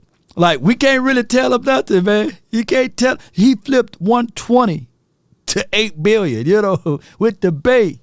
And they got it, like, if you guys been to the stadium, they got it like a resort type of feel, like a vacation spot. So even if you are a Cincinnati fan, right, you can come to the stadium. If Cowboy fans don't show up, then they will still take Cincinnati dollars, and there will be a bunch of Cincinnati fans in there. And then the whole vibe, how you guys feel about the Cowboys, the people that's watching, y'all diehard fans, the 600 people that's watching right now, y'all diehard fans. The casual fans, y'all may feel that y'all can boycott and everything, but there are more casual fans. They don't even know what 1st and 10 is, right? Don't even know what a third down is, or even a pass interference. They just know the end results. But they get there, man, the food. Look, man, when I was at the stadium, the food is so good, bro. It's good, delicious. I was in there, I forgot the game was on. I was like, let me get one of those, man. Let me get one of those. Hey, not too hard, man. I want mine fried hard, though. Hey, you want to Man, some good food, man. The shrimp is good, man. The food, the mac and cheese, the food is good. It seems as if though you as somebody lavish $1 billion playpen, and you forget the game. The game is just a byproduct. The guaranteed money, Cowboy Nation, is from the TV dollars. Is $111 billion with a B, and with the revenue sharing, shoot, Jerry got blockchain. He made more deals this off season with blockchain and whoever they signed with some Rifle Coffee. Those were they're signing this off season. Those monies are already guaranteed. So you can stop trying to buy. You can stop trying to buy the gear, but that's the equivalent of you peeing into the ocean and expecting the ocean to turn yellow. It don't do nothing. These dudes turn 120 to $1 billion, $8 billion at that. So, all right, so what we're going to do is we're going to operate this time right here. And when that time is over with, your whole conversation is over with. It's for the next few callers, man. But I appreciate everybody that's here. We're going to rock with the time clock gang, all right? Appreciate everybody for jumping in. I got my guy next, and his name is Darius. You live. Live, man. So this is what I want to say, man. I'm gonna try to keep it quick. God dog, shoot, put me on the time, nigga. Okay. Yeah, you so good? You Jerry good? and Steve, they lied to us. They lied to us all off season. Now y'all you done got called to the carpet. Now all them lies, we realized that was straight lies. Von Miller, you didn't go and get Von Miller. You paid for it. Parsons, we could have had Parsons and Von Miller on the same team. Scary. That's lie number one. Number two. You said we good with DAs. No, we not. We're not good with this Doris on phone. We not. You know what I'm saying? And so, to be honest with you, I feel like the only thing that'll get Jerry to see that it's not okay is that if we go 0-17. That's the only thing, because it's like that's the only thing that'll get us results. Like he'll only see. He'll flip it, bro. He will flip it, and we have the number 1 draft pick, boy. You know how they go. Exactly. And so the optimism will be even higher. And we that's cool. You know what I'm saying? Which I don't have no problem with at the same time. But you know what I'm saying? I feel like that's the only thing that's gonna get Jerry to move is if we go 0-17. You can't hide behind stats. Right. You know what I'm saying? If we did what we did last year, we could kind of hide behind stats and be like, oh, we got the number 1 offense. Oh, he did this. He did. No, bro, that's not what it is. You lost in the first round of the playoffs. That's unacceptable. Trash, bro. There's another thing is like, bro, this is not rocket science. Right. Get a good head coach. Like, this is not hard. This is very simple. Yep. Get a good head coach. Get a good head coach. Pay all your players. The players that earn their money, pay them, stop playing with them, and go get the right free agents. You know what I'm saying? And that'll get us over the hump. Right. The other thing I was trying to say, something stinks. I don't know what it is. It's either Kellen, it's Dak, or it's Mike McCarthy. Something stinks. Oh my gosh, Tom, there is. All right, hey, he had good points, man. Great points, man. I think 2 minutes is ample enough time to get your points off. But he had so much good points. Let's do this. Let's start doing this. I'm gonna start. Ooh, if you got good points, you get another minute. How about that, Darius? You got 1 more minute. Go ahead with it. Oh shoot, my bad. Oh God, dang. Okay, so look, some stinks. I don't know if it's Dak. I don't know if it's Kellen. I don't know if it's Mike. Something stinks. Something needs to go. It's either one of the three or all three. I love Dak. That's my dog. I got my Dak shirt on today at work. I'm out here fighting with us. Whoever won it, we can get to it. You know what I'm saying? Because we still got 5 Super Bowls. I don't give a damn what you're talking about. The other thing is, bro, the Bucs moved the ball at will. Like they had wide open receivers, but we were struggling to get a first down. Come on, bro, that's trash. Yeah. Garbage. The other thing I was trying to say was, Big Game James was right all along. He the dog while the girls twerking in the back. He was right the whole time. They gonna have to show me, man. For the rest of the season, like all that hope and stuff, you're not finna pitch me blind faith. You're gonna have to show me the offense, man. That's what I gotta say. No doubt, Darius, man. I appreciate you, man, for calling in. Shout out to my guy, Big Game James. Can't wait till tomorrow for the final word. Appreciate you, bro. All right. It's a good call from him, man.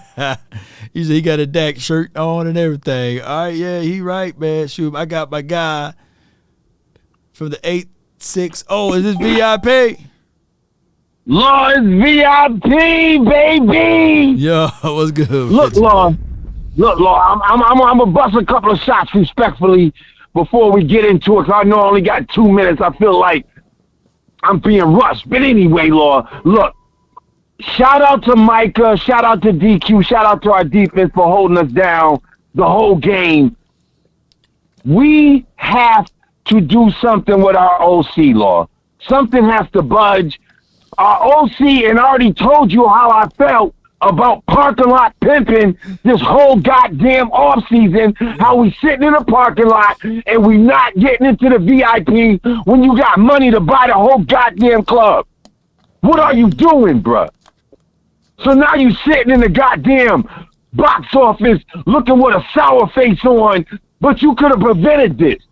You sent Dak into war with a butter knife. You remember Harlem Nights? Yeah. You remember Harlem Nights, right? Yeah. When it was busting that quick, and Arsenio Boy was busting that little cap gun, and everybody else busting Uzi, and he shoot that little cap gun like pow, pow, pow. That's what our OC was doing. Oh my God! While they busted shots at Dak head. Yeah. I saw yesterday I was never in my life. Like you took that analogy to an ugly baby, and people will still want to love on their ugly baby. They're gonna take it to the mall and shop and like, "Hey, my baby cute." No, that baby ain't cute. No, I'm gonna tell you the truth. What's going on ain't cute. What Jerry and Steven are doing, bruh, I never agreed with Skip Bayless in my life. Today, I felt like I was agreeing with this dude, man. Yo, I am in the middle. I live in the middle of Philly fans and New York fans. Right. I'm still walking around in Cowboys gear because I love my Cowboys. Man. I am not loving what the top is doing to the bottom. No doubt, VIP, man. I appreciate you so much, man. Let me hear you say it before you roll then, if that's the case. Oh, I'm still about that life. How about them Cowboys? I guess we can go 19-1. No doubt. Let's get it, boys. Yes, indeed. That's my guy, man. We got knocked out. Look, this past weekend, I got a chance to see Le'Veon Bell versus Adrian Peterson. And what I tell you, Le'Veon Bell rocked Adrian, I said, God dog. But I'm quite sure that Adrian Peterson had a great plan of action before they got into that ring, right? Who saw that fight, by the way? Who saw that fight? I said, God dog. And that's how we got rocked last night. We were Adrian Peterson, and that's how we got rocked real bad, man. All right, man. We got my guy. I thought it was Swayze. Is he still here? Swayze in the house, man. You live. What's going on, Objective me, Cowboy fan here, man? Oh, yeah. Like I tried to warn my fellow Cowboy fans, man, what the season was going to happen. Like you can't fall for the marketing plan, and that's what happens every year. We fall for it, and then we get mad the week after. Like that was expected. We didn't. The offensive line isn't the way it was for the past 5 years. The receivers, you ain't getting no one to help out Dak Prescott or CeeDee Lamb, thinking CeeDee Lamb's going to all of a sudden become Devontae Adams. And again, we still have faith in Dak Prescott as a franchise quarterback. Any franchise quarterback is going to put up at least a touchdown against that Buccaneers defense, especially when Ezekiel Elliott was running the ball. I think he had about 5 yards a carry. It's a lot of aspects where I just felt like Dak, like this showed me we would never win a Super Bowl with Dak Prescott as our quarterback. To me, when Dak Prescott gets healthy, we have to ask ourselves, do we want to win now or do we want to win 10, 15 years from now? And to be honest with you, 2 first-round picks plus Dak Prescott for Aaron Rodgers in the next offseason, that's the most logical answer you can have right now. The defense is there. All we need is a stud defensive tackle. You see, Leonard Fournette had over 120 yards against right up the middle against our defense, and that's because we don't have no stud defensive tackle. When you don't have that defensive tackle, it doesn't matter what your defense look like at those little skill positions. So to me personally, I think after seeing this, I think we need a new coach. That's obvious. Like, he's just a puppet. And the Dallas Cowboys fans need to stop buying the jerseys. They need to stop going to the games. They need to stop giving this team attention. And when you do that, that gives Jerry. You know what? The last time Jerry Jones had, he woke up and said, "I'm gonna improve this team." It was the end of 2002. Why? Because revenue went down. It was after the Dave Campbell years, and he was forced, if he wanted a new stadium, to go get Bill Parcells to rebuild this team. That's the same response and the same action we need to take right now. And I think that's the most logical thing you need to do right now, because the way this team is currently structured from top to bottom, you can never win with this team. No doubt, Swayze. Let me just say this, though. The problem is the Cowboys went 5-11, 5-11, 5-11 3 years in a row. For him to go through that, like, oh my, I realized that we were 5-11, 5-11, 5-11. I don't even think that this particular team. Now, granted, we may not win another game, but the way the world works is that this team is going to win more than 5 games. This team is going to win some games this year. Now, I don't really. I truly believe they're going to win some games. We're going to use the excuse now because Dak Prescott got hurt. Right. So, well, Dak Prescott, like, that's going to be what Jerry Jones is going to say for next offseason, get everybody hyped up. See, if Dak Prescott wasn't hurt, we would have won more games and went to the playoffs. No, the team looked absolute garbage from the offensive side before he got hurt. 3 points? That's embarrassing. Yeah, that's embarrassing. But it's still not. I don't feel like this team would still be the Campo area. What they already got their pre-built-in excuses. And you're looking at them. Yeah, but Mike McCarthy. This offense. Yeah, they're gonna can Mike McCarthy, and then they'll elevate Kellen Moore, or they're gonna can Kellen Moore and can Mike McCarthy and elevate Dan Quinn. They got all of those things already pre-built. But the crazy part is, from the talent because Chris Collinsworth, he's pointing out the lack of talent that we had. From the talent standpoint, the Dave Campbell offense was way more talented than this team offense. At least we had Flozo Adams, the stud left tackle. We had Joey Galloway, Antonio Brown. We had Dan Kemp, like those tight ends, and we still had Troy Hambrick, and he was kind of like a decent running back. Like, to be honest with you, those Dave Campbell offense was way more talented than this offense. This offense is garbage. I can't even tell you who the third string wide receiver is. But we got at least see what the end of the year going to manifest itself into. But granted, they stubborn. Remember, like I said, 5-11, 5-11, 5-11. So even if they do go down, they will still paint that same picture. The best outcome would have been, I think I listened to Scott Walker's show before I let you go, was if this were to happen while Dak Prescott was still the quarterback for the full year. Then they wouldn't have had that excuse to say, hey, look, man, wait till Dak Prescott get healthy, right? If he were healthy the full year and we go 5-11 or 5-12 or what have you, then that would be the situation there. But they got these already things pre-built in. Can I ask just one question? I'm get out of here. Like, one of the tens to call me right now. I gotta make sure. But I guess ask us one question. Like, do we want to win now, or do we want to keep waiting? Oh, we're 2 years, 3 years away. I think I feel like us Cowboys fans, it's been so long since we went to at least an NFC Championship. We should have that win now mentality. And part of just saying we don't win now mode is trading for that franchise quarterback. The Broncos did it. The Cleveland Browns did. You want to trade for that bona fide franchise quarterback. And I think Dak Prescott, obviously, he's not that quarterback. I'm talking about from a talent standpoint. And now, from a health standpoint, his body's starting to break down because he gets hurt every single year. So from that standpoint, I think it's logical to see if you could get an Aaron Rodgers who's frustrated with Green Bay and see if we can switch those type of situations so we can have that bona fide franchise quarterback. We could go in win now mode. We could get a couple of veteran wide receivers. I just think let me tell you something. The philosophy of the win now comes from above.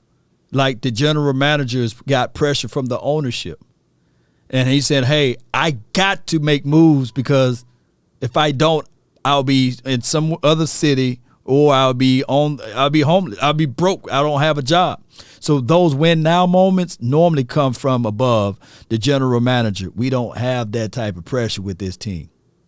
So no, we don't. The biggest example of the reason why we not in the win now move, we sitting on $23 million, fam. If I'm trying to win now, F that $23 million. I need to move that money to get somebody in that can make a play, regardless. And we're not in that win now movement. I appreciate you, Swayze. Thank you so much, man. That's a good call from him. And Cowboy Nation, Swayze, he's a big follower on my Instagram, and he go into fights, baby. He goes into fight. I throw my 2 cents in, I jump out, and I come back in. It will be a tier, like 60 to 70 comments under what he says about like going out getting Aaron Rodgers or going out getting this guy and getting that guy. And so far, he on point, unfortunately, man. And that's just how it goes. But we are not in a win now movement because we're sitting on $22 to $23 million. And if I'm trying to win now, I'm using all of my money. I'm using everything that I want. I tell people all the time, I'm a big movie guy, and I watched this movie called In Time. Right? I think Justin Timberlake, I think he played in this movie. I bring up that they use time as their currency. And Justin Timberlake in that movie, I think that was the guy that played in that movie, he was willing to go all in, right? And that is the nature of how you win in life. When you got your back against the wall, you climbed out from the bottom, and you made it to the highest of the highest. You have no fear of loss because you know that everything stops and starts with you. And Jerry Jones is equivalent to the guy that's in that movie. They got an infinite amount of time. He got unbelievable time. He moves slowly.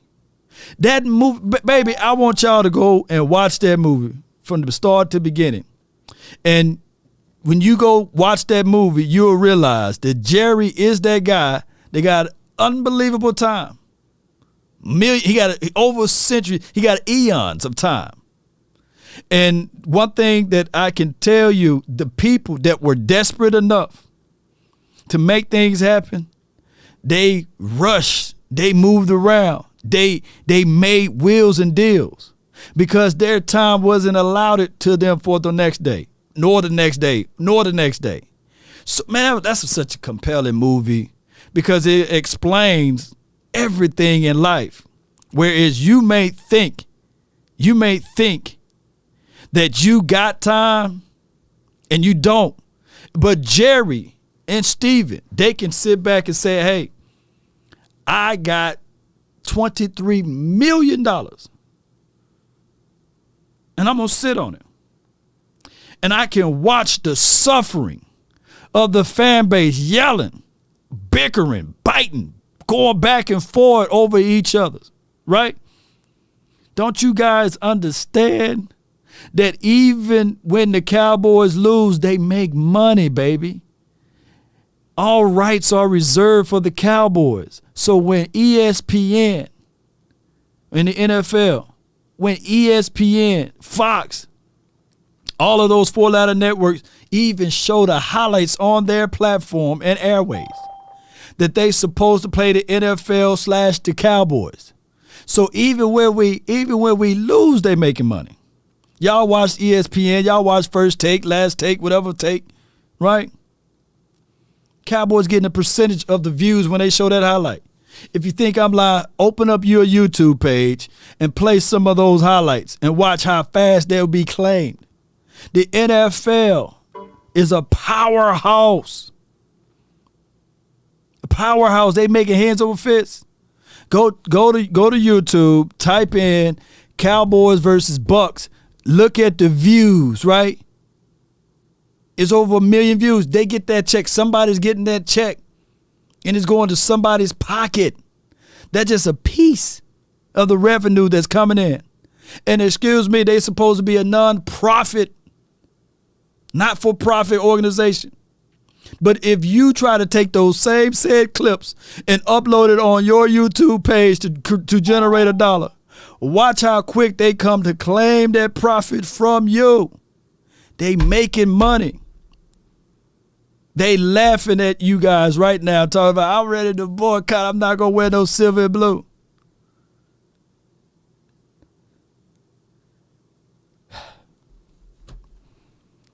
In that movie, they had certain time zones. In order to get to that higher level in that movie in time, you had to pay the money to get there. Well, to pay the time to get there. And it was the game was already rigged that it will be impossible for someone to leap 4 to 5 time zones. Because one time zone itself takes 10 years. The average person in that certain lower time zone had only like the most is a week, and they'll kill each other over a week of time. We are the people that's in that low end of the time zone. Come on, baby. Y'all go watch that movie End Times, baby. I got my guy, Aaron, you live. No, what's the deal, man? Talk to me, man. All right, look, man. You with the kids or something, man? What you got going on? Yeah, man. This ain't no let the kids. But yeah, look, first of all, I'm not going to change my flag. It's Cowboys to the day I die, homie. Yeah. 2, you see how everybody was beating the table. We need Tony Pollard. You see how he did on third downs and pass protection? Oh, my God. That just goes to show that we need Zeke. Yeah. And then on top of that, I don't know, man. Defense is solid. They gonna generate. I can see us maybe being like the 2000 Ravens, not that top tier defense, but we can hold our own. Right. And I think Cooper Rush can maybe get a touchdown here, kick a field goal here, and our defense is just holding down. No. We good. I mean, like, cause I'm. Everybody's acting like we don't have like 17 more games to go. Right, well, you got knocked out. You got knocked down. You got knocked down in the first round. Okay, get back up and keep swinging. Mm-hmm. If you was in high school football, you lost one of your players. You're not gonna go to another school and try to bring that player over. No, right. You're gonna bring somebody up, either from JV or freshman, and hopefully they can produce. Mm-hmm. I can tell a lot of people out here don't play high school football because they get over. It's over after one loss. I done see some high schools lose 2 games and come back and go to the CIF. Yeah, true that. Yeah, you can't. Yes, Kellen Moore ran away from the run. He did. We all knew that was going to happen. Kellen Moore really ran away from the run and took Zeke out, and I don't know if they were trying to expose Pollard or trying to set an example. But Pollard, he should not be our every down back.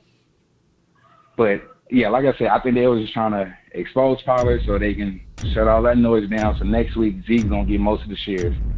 No doubt, man. Tyler Smith, my bad. I know I'm out. Tyler Smith, he produced. He played way better than everybody else expected. So, old boy's good. No doubt. And then we're going to have old boy from Philly moving to left guard because Conor McGregor's out. McGovern. We're going to be all right. That left side of the offensive line is going to be solid. No doubt, fam. Appreciate you for calling in, Aaron, man. Thank you, man, for those words, man. Appreciate you, fam. All right, we rolling right along, baby. Line still longer than Shaq feet, but we got y'all, man, today. This is professional football, not kids, but he was talking about from a mentality aspect of it that you can literally, like what was the 2021 week 1 standards? I can't even talk today. Like, the Cowboys started off 0-1, and I know it's a different year, but what did the Eagles started off in 2021? What did the Washington team, the Giants, right? Because the name of the game is winning your particular division, and then you get to the playoff. And y'all heard me. I said I'm not going to say the Cowboys going to win the Super Bowl every year. No. I said, man, this would be a plus if we can get to the playoff. And that's why I said me and Big Game James, similar in the way, I'm not going to be like Big Game James the whole season, but what I've said is that I want my Cowboys to first. The number one goal will be get back to the playoff. Back-to-back playoff appearance, right? And then when you win a game, go back and watch my video. Yeah, a lot of people, they selective hearing me, and they only think that I'm out here saying Cowboys going to the Super Bowl every year. No, I said the Cowboys must get back to the playoff. Win a playoff game from there, and then move on to another playoff game. That should be the number one goal. I shouldn't see or hear Super Bowl out of anybody's mouth. I should see that the Cowboys' number one goal was to win your division, beat the people that's in front of you, and then march on down there. So if you guys think that other teams can score more than 19 points against us every week, then so may it be, right? But it's going to be a challenge because I think that this defense can rally and stop teams. Granted, they did rush a lot on us. Leonard Fournette, he ran all over us. But they didn't generate them multiple touchdowns, by the way. They only beat us, as sad as it is, they beat us by 16 points, right? Offense was abysmal. Reel it in. Kellen Moore, stop all with the razzle-dazzle. At this point, the good thing about this, and I kind of like it, believe it or not, I don't get a chance to hear nobody hating on Dak Prescott for 6 to 8 weeks. I can just chill because by me talking about Dak Prescott, just me, a social content creator. I done got death threats. I done got people that said they want to kill me over me rooting for a quarterback, right? I done got called, I'm just liking him because he's a brother. I done got called each and everything. I'm glad now. I don't have to worry about it. I don't have to hear all of the racial undertones, and if the brother can't read because he's black, I don't have to hear that for 6 to 7 weeks. I'm glad. It's a bittersweet thing for me. So now it's Cooper Rush and Will Greer. Both of those guys are not of the darker hue. So I don't have to hear the racial people talking about Dak Prescott can't do this and can't do that for 6 to 7 weeks. I'm happy about that because it's brutal. If I was Dak Prescott, I would be thinking away like, man, how can I get to another team? Because these people, they throw trash at me when I done tried to win this game. And yes, I'm not the best quarterback out here, but dog, I'm in the fire. I done broke my doggone thumb over here. I broke my ankle. I'm trying to do things just the right way to play a game that I love. I grew up watching. I'm a fan too. And these people want to throw trash at me. They want to mock my name. They want to sully and denigrate me. Right? Just because I wear number 4 and I got a silver and blue on my head. You know what I'm saying? On the side of my head. The star on the side of my head. Right? Sure. Dak is a well-polished guy in those interviews and those press conferences. You know what I'm saying? I was out there at Oxnard. We in the VVIP section. The dude paid money to get there. I ain't going to yell out the price tag. And it was this man's birthday, and he was yelling, hackling Dak at doggone practice. Practice, they don't do no other quarterback like that. They don't. Shoot, I'm just glad. Look, I'm glad I don't have to hear this. I know for sure Cincinnati, and we play the Giants, I don't have to hear anything about Dak Prescott from the haters. I'm glad. I'm glad. I love it. From the 936, you in the mix.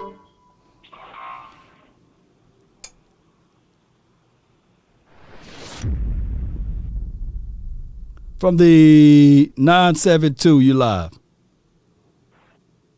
Good afternoon, Law. Yes, indeed. What's good? Let me say this. Dak coming back maybe week 6 or 8, it leaves the Jones no choice but to help themselves be competitive during that time. And whether that be that they trade for someone, sign someone, you have to give up a premium. And expect Kellen and Mike McCarthy to be more on the hot seat more than ever. But I do expect Dan Quinn to take over head coaching. It's just when. And like I told Sky this morning, you can blame the front office, the coaching, and Dak didn't even play a great game at all. He didn't. Even before the injury. Yep. You didn't help him on or off the field this year. So Jerry, you wanted to go as he goes. You said most QBs can do what Dak does with a suspect offensive line and wide receivers that are considered number 3s and number 4s on a practice squad, which are supposedly number 1, can even go above 30 yards in the passing game. And your coaches wouldn't even be able to scheme Jerry Rice open, for God's sake. So we'll see and pray. And if you don't understand that joke, well, you ain't a Cowboys fan. Peace out, Law. Appreciate you, man, so much, man. All right, thank you so much for calling in. I gotta say this. Got to push back a little bit. Perry Locke said, "Law, the racial stuff is played out." Well, you must don't get my messages. You must don't read my inboxes. You must don't read the comments that when people say racial undertones and stuff like that. It is a fact. I don't have to lie to kick it. I'm not saying that those things.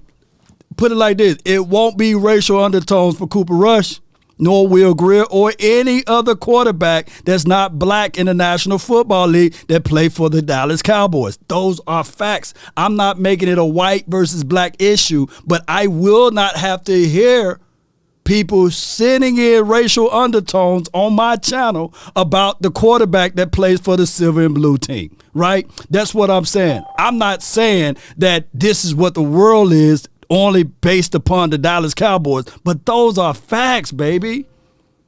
Those are facts. Those are flat out facts. And that is the reality of it. I don't have to hear it for 6 to 8 weeks because he's not playing now. They're not finna say the same things about Cooper Rush, about his skin tone, about his mental complex because of his color or hue. Those are facts. That's just the reality of it. And if y'all don't live in my skin or y'all don't come from my point of view, and if you haven't received death threats about it, you don't have no place to talk about it. Those are facts. Y'all didn't get death threats. Y'all didn't get people talking about this and that, about the quarterback that play for your team that you root for.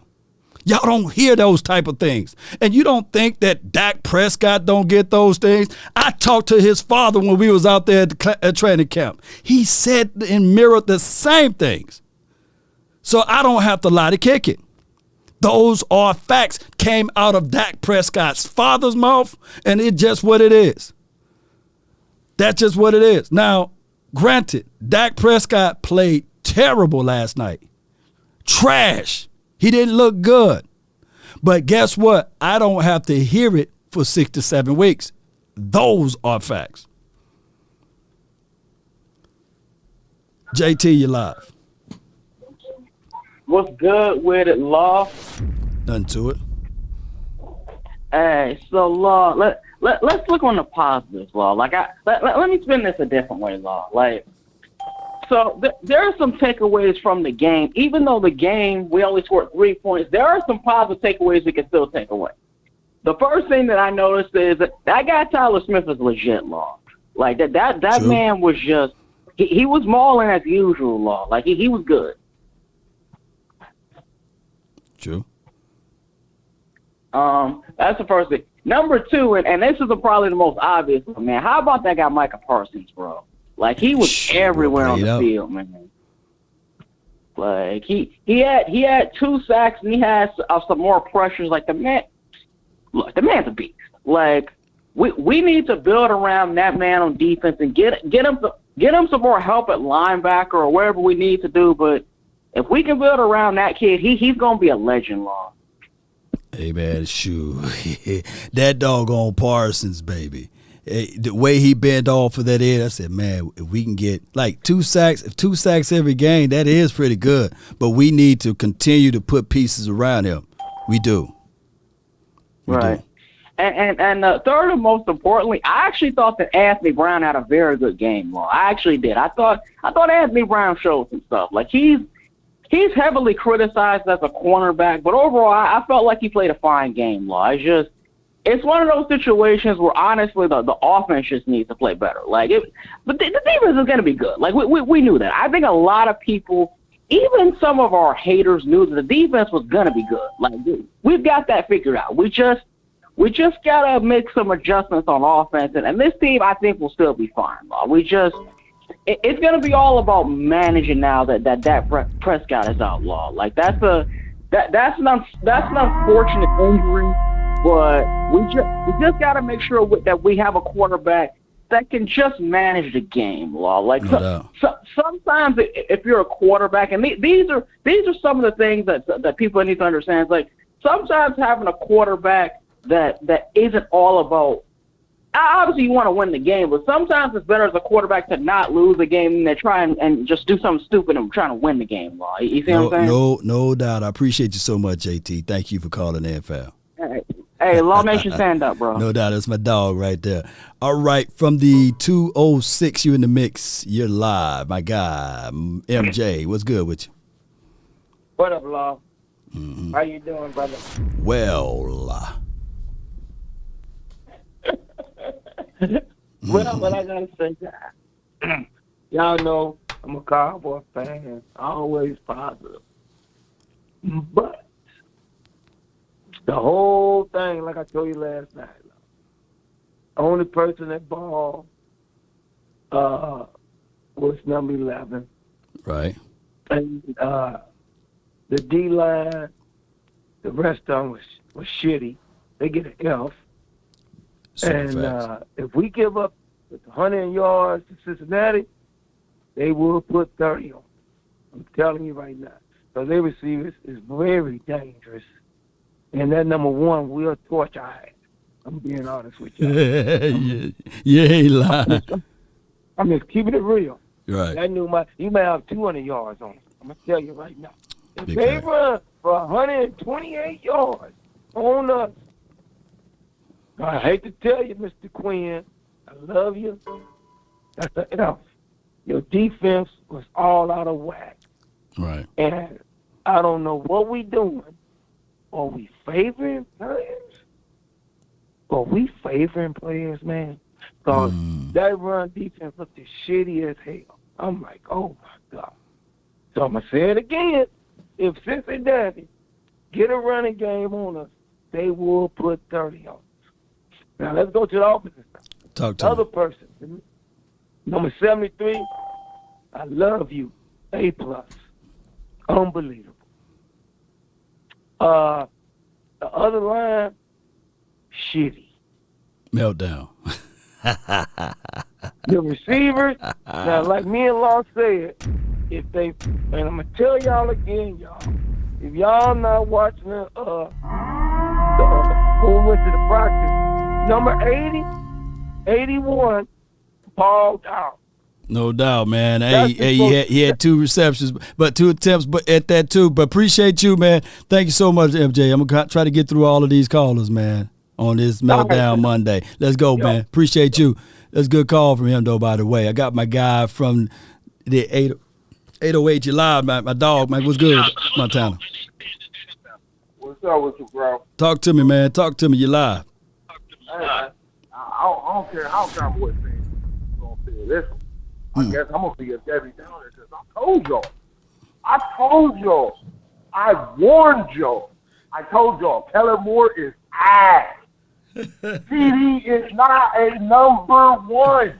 He's a glorified number 3. I've been saying this since he's been Whoa, wait, 3. Man, he's number 3, bro. He's the best he's gonna be is a 2. I told y'all that. He don't have the speed.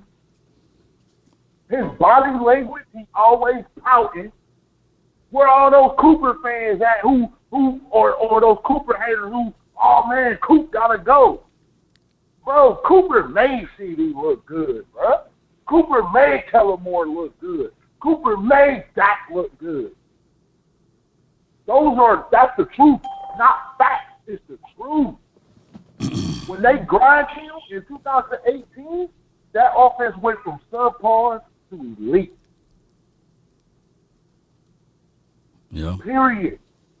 I'm telling y'all, bro. Like I told y'all, I'm not watching the game. I want y'all to sit back and see what the hell I see. Zeke is the truth. Not Tony Pollard. Tony Pollard can't carry the load. Y'all saw it last night, didn't y'all? I told y'all Cowboy fans, man. And then everybody who's threatening Law Nation over a quarterback who don't even know you. Big facts. Come on, man. Get your life together. Get your life together, man. It's that's crazy. All I got. That's all I gotta say, man. And that's the world we live in. Yep. But Bingo. that's all I gotta say, man. Is I told y'all so. Appreciate you, fam. That's my guy, Montana, man. And it goes to show you guys, there are things that goes beyond what we root for. I don't care who our court. Look, I'm old enough to be Dak Prescott father. You know what I'm saying? So I'm just that old. I get it. I understand what's going on with this world in the sense of climate and everything like that. But I can tell you guys right now that this particular team, regardless of the quarterback, hue, stature, height, or who they even like in the bed sheets, I rooted for this team before they even suited up and realized that they are the quarterback for this team. What I'm trying to say is, Cowboy Nation, we got to get back to winning formula. Winning formula would be running the ball, play precise football, and play sound rudiments football. Not none of this stuff of pointing the finger at one person and pointing the finger at that person. We can clearly see that drives were established, and then all of a sudden they're going to do some razzle-dazzle stuff and things like that. Those are things that the Cowboys got to erase. Bring in pure football. Understand that, hey, if it covers defense and they dropping 6 or 7 DBs, naturally you run that ball. You don't try to throw into the teeth of that. And on top of that, understand, like this right here, Cowboy Nation, that you can't continue to do the same thing over and over again expecting different results. You can't. There's no shortcuts to success. There's none. There's absolute no shortcuts to success. And the Cowboys continue to try to do that. And we've seen that through the Jason Garrett administrations, that they said, okay, we're going to elevate this guy to be the head coach. And he never got it out of the mud. And now we're seeing the same process with Kellen Moore. Those are the realities of it, Cowboy Nation. There's no shortcuts to success at all. All right, so I got my guy. If you already call in, please do me a huge favor and hang up, because I don't want to pick your name twice, and then I had to get you up out of here. All right, I got my guy, Antoine, from the 843. You're live. What's going on, love? Yes, indeed. What's good with you, fam? Talk to me. Man, I think, Dallas, we lost our identity, man. We coming to this pass-happy league right now. We forgot where we come from. Right. When in 2016, when Dak was playing and Zeke was running the route, they worked together as a tandem. Dak got his throws off of Zeke runs. Why can't we go back to that? Your best defense is playing the offense, getting first downs, time of possession, run the clock out. We don't got to go on shoot out with nobody, especially right now. Even when we had Coop and all Michael Gallup, CeeDee Lamb, we should have been doing the same thing. Time of possession, keep the rock, keep the other team from getting the ball. We could have did the same thing yesterday, but we try to get cute and do these little passes play. We see the pass wasn't working. Go back to the run until they want to change it up and make you throw the ball. True. Oh, man, you spitting, man. Oh, my gosh, man. I didn't know I would get this type of stuff, man, today, baby. And that's the reality of it. Go ahead with you. And one last thing, man. Cowboy Nation, man. What Law was talking about earlier with the race thing. You see it every day on ESPN when it comes to Lamar Jackson. He win games, what they say, he's not a quarterback. He's a running back. When it comes to black quarterbacks, the level of scrutiny is different. Y'all see it every day. Josh Allen runs the ball, but they said, oh, Josh Allen, he's not a quarterback. He's a running back. Yeah. Oh, man. Y'all don't see it. Y'all don't see it. It's the same thing, bro. So that's what I got, Law. I appreciate you so much for calling in. Oh, my God. I appreciate my guy Antoine for calling in, and I totally not trying to take the show that way at all, Cowboy Nation, because y'all know those convinced against their will be of the same opinion still. And I'm not trying to take this show that way. So from this day forward, please, let's not even talk about that. Those are things what's understood, don't have to be explained. I'm not finna go back and forth with you guys about that. Look, everybody got a chance to play in the National Football League, and everybody got a chance to showcase their talent regardless of who they are or where they come from. I'm not finna take this show that way, so let's not bring this up no more. And I wasn't even talking about that collectively, right? So we ain't finna go there. Dak Prescott, what I'm saying is we don't have to hear that for 6 to 7 weeks because he gonna be rehabbing, right? It's just gonna be Kellen Moore, Cooper Rush, and if Cooper Rush can't figure it out, Will Grier, right? Those are the two quarterbacks that we're going to go in because I'm not finna go down that rabbit hole because that's a deep rabbit hole. And I ain't finna, look, I'm from Mississippi, right? And I can tell you as well I can look right in your face. There's certain parts of this country that you can't be in when the sun is down. And that's just the reality of it. And I'm not finna take this show there. And there's nobody that can say, nah, that ain't true. That's bull sugar. And y'all know it. And we don't have to take this show there. We don't have to talk about that. We finna talk about some football today, baby. We ain't finna be talking about none of that stuff because I don't want to hear it. I'm from Mississippi now. We grew up all my life talking about that type of stuff. All right, so the 214, you live. Nation. Talk to me. How you doing, boss? Great. I'm doing good, bro. I'm doing real good right now. Come on with it. I was so mad, man. I was like, man, I talk shit to everybody all day concerning this game. And then it just, like, you know what I'm saying? I was like, what happened? Dak, he didn't, man, he was playing scared. Yeah. Dak got the juice. He really do. For some reason, he was playing scared yesterday. Mm-hmm. And I think CeeDee Lamb he can be a number one, but I don't think he was dropping passes yesterday. Yeah, man, he dropped some crucial passes. I think that CeeDee Lamb is a rhythm guy. The Cowboys offense did look like they were in rhythm. He looked like the moment got too big for him. Some of the balls were too high. Some of the ball was too strong. And I think Dak Prescott got to soften his throws a little bit better. And he got to be more accurate too. But with CeeDee Lamb, in my opinion, if you look around the league, the type of wide receiver CeeDee Lamb is, you got to have somebody else. You got to have somebody else to help him out. Absolutely. And then we got so many people hurt. That's what really hurt us. We got so many people hurt right now. Mm-hmm. Kellen Moore got to figure out. That's all I have to say, big dog, man. Hey, stay up, man.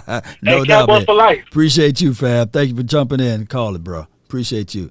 All right, I got my guy, Jake the Great, man. You live, fam. Let's roll with it. Woo, what a long line. What a long man, line. a line longer than Shaq feet, ain't it? I mean, I was looking down the list, man. Yo, I'm good. Go with it, man. Your time rolling, man. All right, man. Cowboy Nation, man. You know, the season's long. We're gonna take it one day at a time. We're gonna mourn. Dak Prescott's hurt. We all know this. But on Tuesday, we gotta move forward. Because now everybody talk about real fans and fake fans. I've been built for this. I've been through this before. Yeah. We're going to have to rally and get behind Cooper Rush or Will Grier. But I've seen a lot of good things. Y'all might not have seen it, but I haven't seen it. I've seen that we have the ability to move the ball. I've seen Zeke Elliott running with a purpose. We got banged up. You slide Tyler Smith in the inside. You bring Jason Peters on that left tackle. You have a solid offensive line. Who was the wide receivers for the championship team for the Baltimore Ravens when Trent Dilfer was a wide receiver? Trent Dilfer. Nobody knows. Who was the wide receiver? I think Shay Sharp was on that team.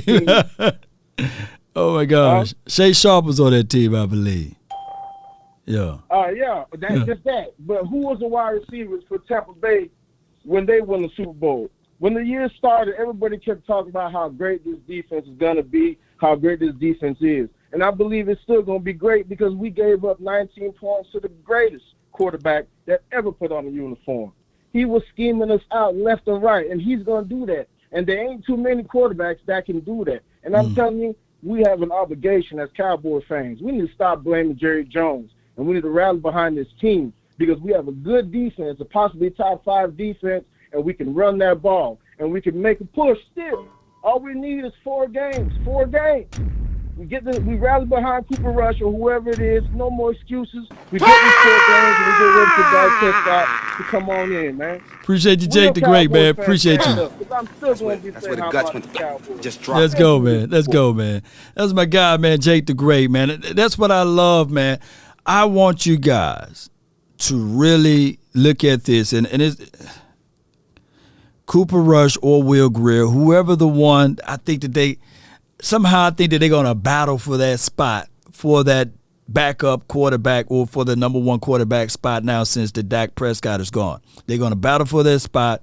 The first person to give first dibs at it will be Cooper Rush, right? I need for us to rally behind Cooper Rush and understand that this defense, it's not like Tom Brady threw for 400 yards on us. He threw for literally what, less than 200 yards or right at 200 yards. So we can rally behind this defense, right? We can.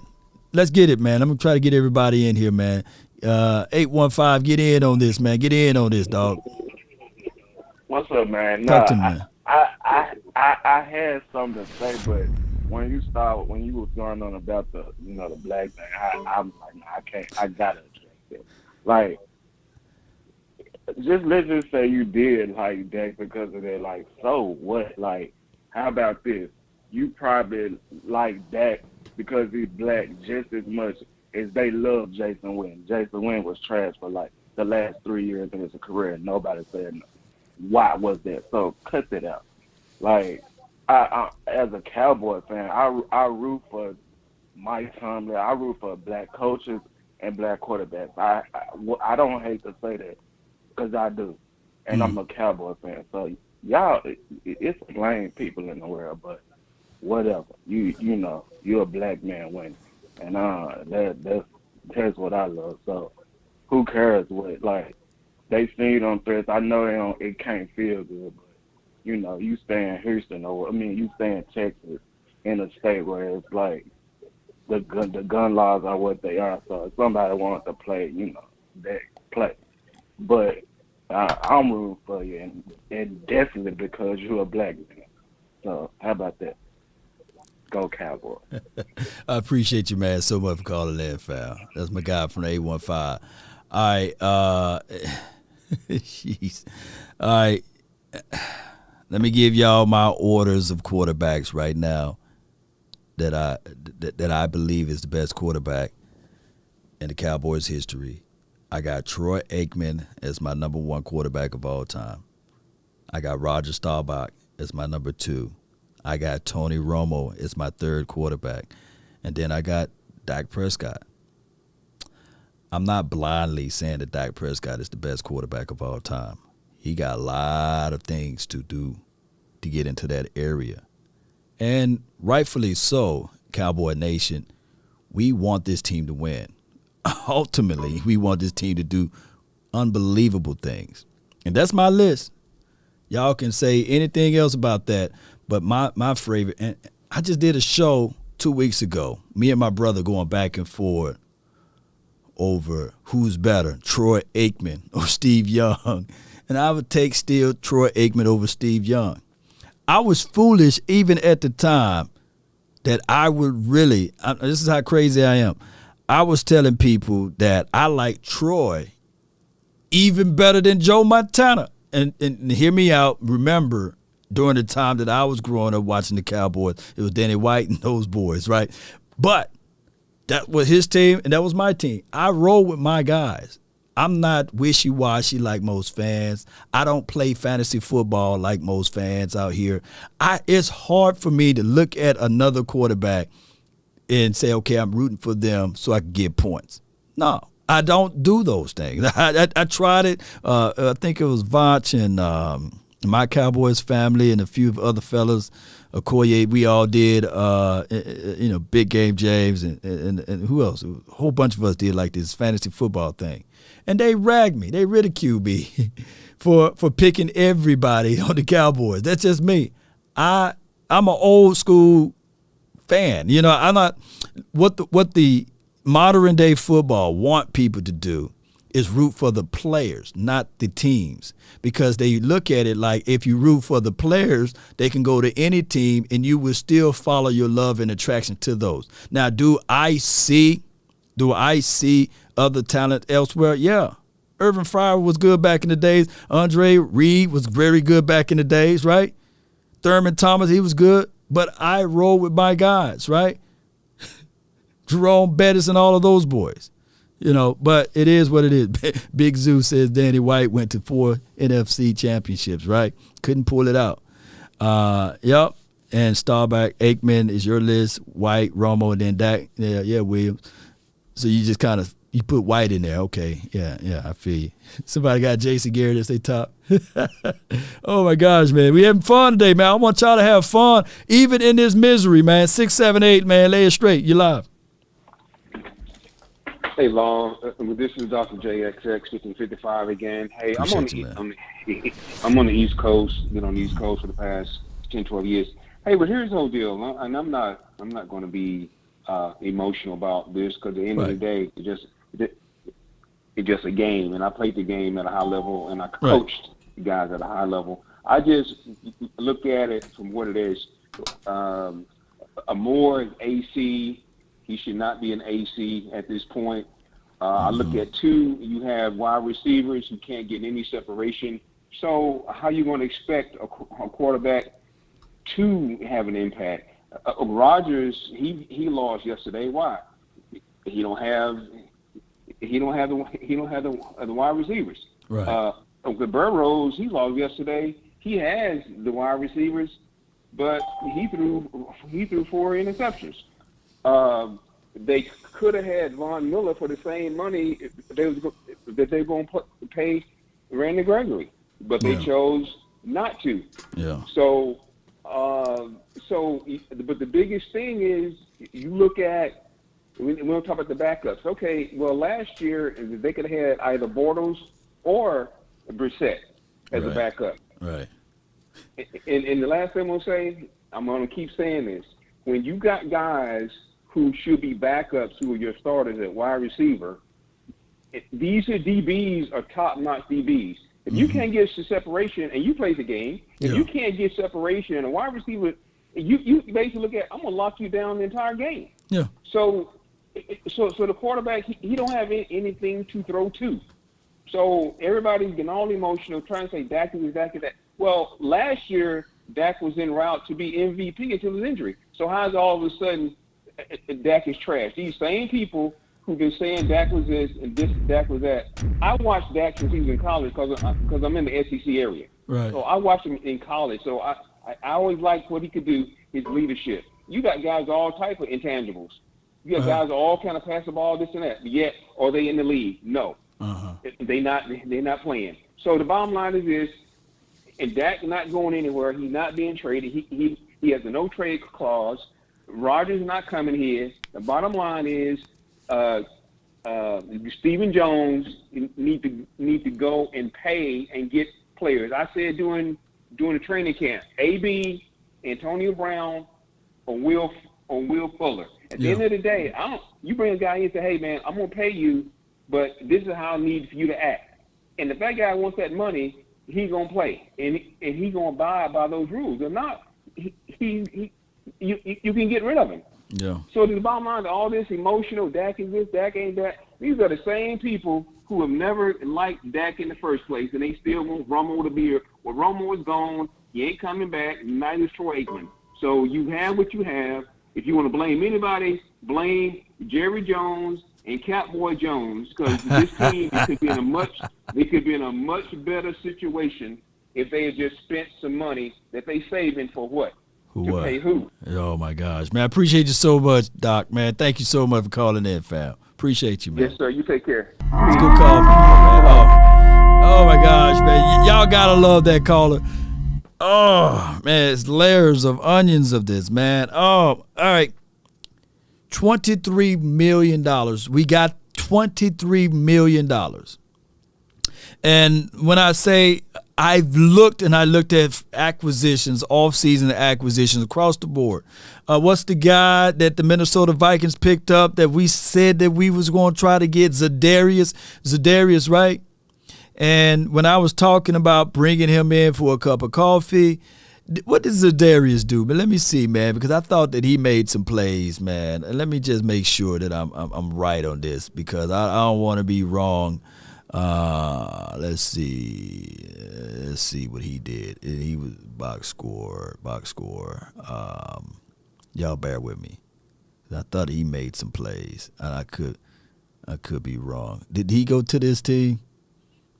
What's his name? I thought he made a play or something. Who is this guy? What's his name? How you say this, man? Oh, that's Harrison Smith. What's his name? Y'all help me out. I thought he made a play or so. Did he go to to this team? Did he make a sack or something? Who's this guy? I'm on the wrong side, right? Sean Gray. Oh, my God. I'm everywhere. Okay, here we go, Vikings. Let's go all the way down. He didn't make a play. I could be wrong. He made a play. Yeah, he did. He made a pivotal. All right, so yeah, here we go. I know I saw him do something. He had 2 total tackles, and I know this is disparately. He had a sack, a tackle for loss, 2 quarterback hits. Look, off-season acquisition. I mean, 6'4", y'all buried me, man. They said y'all killed me, man, with this. Y'all was saying that the dude was washed. He got a bad back. He ain't gonna do nothing. He had 2 solo tackles, 1 sack, and I think he had 2 quarterback hits. That was his stat line for that day. I know it was against Aaron Rodgers. Maybe he wanted to cream off the edge and give some pressure to the team that he used to play for, what have you, and he probably not worth the money. He probably disappear after this. But I'm quite sure that his impact probably would have been more for our team than what we got out of Dorrance Armstrong, right? Or what we probably got out of Terrell Basham. I hope he's okay, because I heard he kind of nicked up some things. Yeah, so he was a Packer, yeah, and they went pick him up. Zadarius would have been nice pickup, yes, from King. So he looked a whole lot healthier, didn't he? Jay Lombardi, he sure did, man. All right, man. All right, we got the 5-10. You in? Am I in? Yeah, Am I in? yeah, you in, baby. Come on with it, baby. This is the 5-1-0. Let's go. Oh, 5-1-0. Yeah, 5-1. Man, hey, man. You know, speaking, I mean, not making the situation too light, man, but I mean, I can't really say, you know, I'm not one of a person of color. I'm not, you know, hey, I just feel you. That's all I gotta say. But let's talk about some football. But I hear what you were saying, man. You know, that kind of touched me, man. And even being someone that's not African American, we don't know what it's like to walk on that side, man. So I feel you. But let's talk about some football, man. That really touched me. That touched me what you was talking about, man. Yeah. But yeah, man, Dak just had a terrible game, man. That's one of it. They looked out of sync with the receivers, and it all boils down to, man, I can't believe how we just abruptly got rid of Amari Cooper like that, man. Once I heard that trade went through, I was like, man, my heart just dropped to my stomach, man. I knew we would see something like this. I didn't want to speak on it because I know, like you know, the tongue has power to speak death and life, and I wanted to speak life instead of speaking negative. I heard all the callers calling in on the off season, talking about you know, with your boy was Akeem, man. Oh, he gets on my nerves. I know he's a Cowboy fan, but man, he brings this doom and gloom, man. Like, man, and half of our fan base is talking about doom and gloom before he even started. Yeah. You gotta realize, man. I try to be like you, be optimistic. Mm-hmm. Hey, man, hope for the best, but be prepared for the worst, right? You know, I like to keep things like that. But I think it's still hope in this. Penalties killed us. We had good plays, just like in the 49er game, man. Yeah. We freaking have big plays that get called back. And, man, we still haven't corrected that problem yet with the penalties. But you know what? If we got the right man, and not speaking of Jerry Jones, but the right coach in hand for a dismal situation like this, I know it's his track record to have bad starts and they end up coming out good. That's his track record. Even with Green Bay, they'll have bad starts, lose like 5 or 6 games, and boom, make a run. Right. You know, and we did that even in the 2020 pandemic season. We had a bad start, and we almost made the playoffs. Right, really did almost made it. Yeah, we almost made the playoffs. So it ain't all gone yet, man. We still got to keep hope. We got to keep the faith, man. And I know it looks bad, but man, my mom always said, if you ain't got nothing good to say, keep it to yourself. No doubt, because you got fan base, Cowboy America's fans. You got to remember when you speak negative, they come to life, man. You got to understand that the tongue has power to speak life and death. Don't speak death. We got to speak life. It's not over yet. We're not 6 feet deep yet. We still got a lot of season left. We got the head coach that can get it done, but he needs to take control. He needs to start calling his plays and put Kellen Moore up in the box, man. He needs to be, okay, all right, young man, it's enough. He needs to just be like, just forget Jerry. I'm going to do it my way. He fire me. He's going to get fired anyway. No doubt, man. Good or good. Bad or good, don't get fired. Appreciate you for the 5-10, man. All that in the 2 minutes, though. Yeah. You did it in 3, man. I appreciate you, man. Appreciate you, bro. Yes, sir. I gave him an extra minute. All right, so here's how it goes, man. The Cowboys in general, and I'm going to try to speed through this, man. The Cowboys in general, he said some good, valid points about this and that. We just got to rally behind what we got now and then just make what matters, whatever it is. If Mike McCarthy understands the immense amount of pressure that everything is afterward, if I'm Mike, I'm sitting there like, Kellen, okay, what were you thinking when you did this play, this end around, loop around? What were you thinking? What were you thinking? And what they should have done, what they should do, just send Kellen Moore inside the box and press box, and then have Mike McCarthy roaming the sidelines, and then let them relay each other plays and say, Kellen, what do you see from your perspective? That probably could work. It could be a brilliant idea since Mike McCarthy, he got offensive mind in his background. All right, so we got the 4-3-4. You're live. Hey, what's going on, Law? This is Dwayne. Been tuned into your show for the last few months. Really love listening and watching you. Appreciate you. However, last night from the game, I know someone had brought it up earlier. I didn't understand latter part of the game why Zeke wasn't in the backfield blocking for Dak Prescott. That's issue number 1 with me last night. Number 2, the defense looked good, even though Fournette did rush over 100. But again, when your defense was on the field doing what they were doing for a lot of the game, you're going to give up the yards. Right. The other thing, someone also had mentioned, I know I only got 2 minutes, someone had mentioned, the wide receiving core and what we got, and CD's not a number 1. There was a time, and I always go back to this as a loyal Cowboys fan, to go, when Tony Romo lost T.O., he made Miles Austin who he was. Yep. So, I take a look at what Aaron Rodgers also did yesterday and go, okay, wasn't a great week 1 with him, but he is eventually going to find himself a receiver because he's that good. And that's my problem with some of these Cowboys fans going, hey, we don't have wide receivers. Well, we should have a quarterback to make us another wide receiver. Sure. And last night, Dak looked blind, man. Like I was sitting there going, are you serious? Are you throwing it with 3 red jerseys around this receiver? Didn't make any sense to me. Didn't make any sense at all, man. He was terrible last night, indeed. But, and I do like, I was one of those people that didn't really wasn't impressed with Zeke toward the end of the year and was calling for his head at the beginning of the season. But now I understand why we need Zeke in the backfield. Law, I know you've got a long list of callers coming in, so I just want to get that off my chest. And how about them Cowboys? Yeah, you're a good call, man. That was a real good call right there. Dak didn't look too good at all, throwing into the sea of red jerseys, especially in the covered. I think they was in the cover 2 look, and at that play, they giving you the middle of the field, right? Cover 2, kind of pretty much. You got your linebacker that can cover the hook or what have you, but when you throw a crossbody back toward the field, I'm sitting like, hey, man, what are you trying to do here? The rudiments of football is just absent at this point.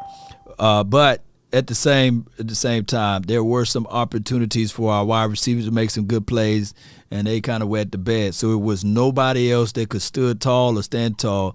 And Noah Brown came on in the latter part of it. And then when Cooper Rush came in, he at least tried to hit Semi Fehoko. He got a few looks or what have you. Who's a full raw 4-3 guy. Just couldn't pull that ball in. But the game was way lost before that time frame. So great valid points from my guy. All right, so let me see how many people. Boy, we got. Let me do this The conference has been locked. All right, let's go with it. From the 478, you're live.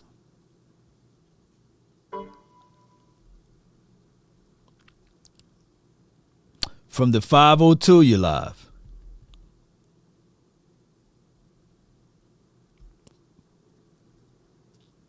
From the 301, you're live.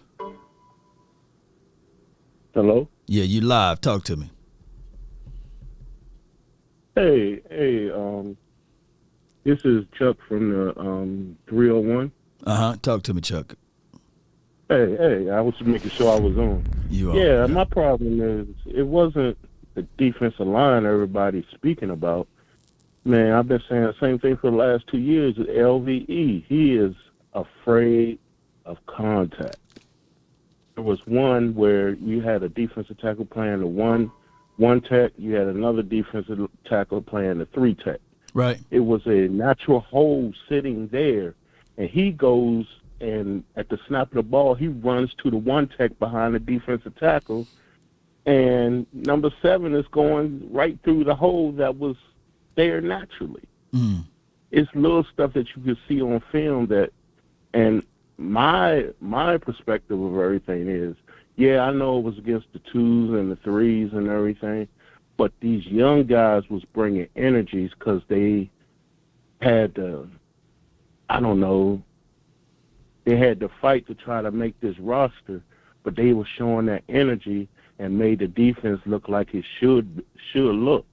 These veterans came in and everybody playing passive. I don't know what it is, but to me, the main problems of, and I'm going to say defense, because they did allow the team to go up and down the field.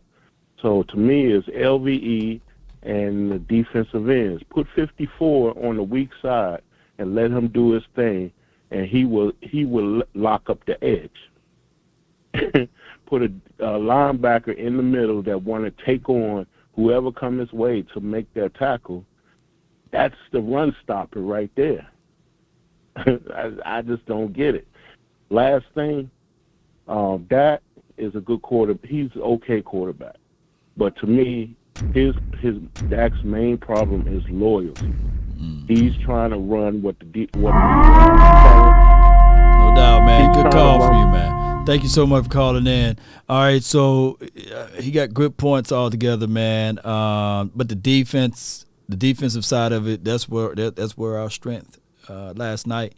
Defense held Tom Brady to 19 points. We had the one takeaway, which was pretty good. Yeah, they allowed the run to happen, but if you've seen, they ran away from Parsons. I didn't see a lot of runs inside. They bounced it to the outside, and I think that their strategy and scheme was a whole lot better as far as their philosophy on how they will attack the Cowboys offensively. So that was better on their aspect of it. I think that our DBs, they covered as best as they could. The only thing that I can tell you guys that probably you can have little reservations on, but if I line it up 9 times out of 10, old boy's supposed to win. Mike Evans supposed to win on Anthony Brown. And the fade ball for the touchdown against Trayvon Diggs, that's the situation that when you throw that fade and you have no over-the-top help and it's one-on-one, good ball placement by Tom Brady, you're going to win. It's in the red zone. And Tom Brady been playing football longer. And I mean just that, longer than Trayvon Diggs been even alive, So that's just how it goes, man. They won off the LOS, and he was able to take it all the way in. I got my guy D from D.C. You got a minute? You live. What's up, Law? Nothing to it, Chief. Talk to me, man. I'm just saying we gotta be positive. Mm-hmm. I like to look at things like a coach. What we got to do is break the thing down scientifically. Like you said earlier, we got to get back to fundamental football. Running the football and making sure the quarterback don't make mistakes by running the football, keeping the game playing simple. Run the football, play action. We'll be fine. We know that Cooper Rush doesn't have a strong arm, so we have to design plays to make him successful, and that's by running the football and play action. That's what I think we should do. And all the Cowboys fans, all this doom and gloom, we speaking death to our team. We need to speak life. No doubt. We need to speak life, man. No more of this doom and gloom, man. I appreciate you, D from D.C. You 1,000,000% right. And all of those things, man. Let's just get focused. I appreciate you, man. From the 301, D from D.C. Appreciate you, man. That's a good call from him. All right. 512, you live. Yeah! Yes, what's good? Hey, man, I already know who this is, man. Wait a minute, hold on. On the clock, Law. Listen, salute to the GOAT. You already know. I know it's a tough day. Wait a minute. Y'all thought y'all was getting a pass today? Y'all got to be crazy. Hey, look. First of all, okay, I know it's a struggling day today. It's a struggling day. But we ain't about to sit up here. Listen, I ain't got nothing. I heard my man. I ain't got nothing good to say, but I'm going to share it anyway. Look, it's over. The season is done. It's a wrapsie. Put the hope and all of that garbage in the trash can. Number one, CeeDee Lamb is not a number one. Speak with your feeling chest, man. Come on, speak with your feeling chest. You got 8 seconds. You already know it, brother. And then I just got a question for you. Go ahead. I'm trying to figure out Jalen Tolbert. I was seeing all the hype videos in the offseason. Hurry up, man. Nobody want to hear your filthy. You go ahead. He on the bench. My Eagles fly. Let's get it, bro. All right, man. All right, let's feel it. The last time he called in, it was the pandemic. The game after they beat Benjamin DiNucci.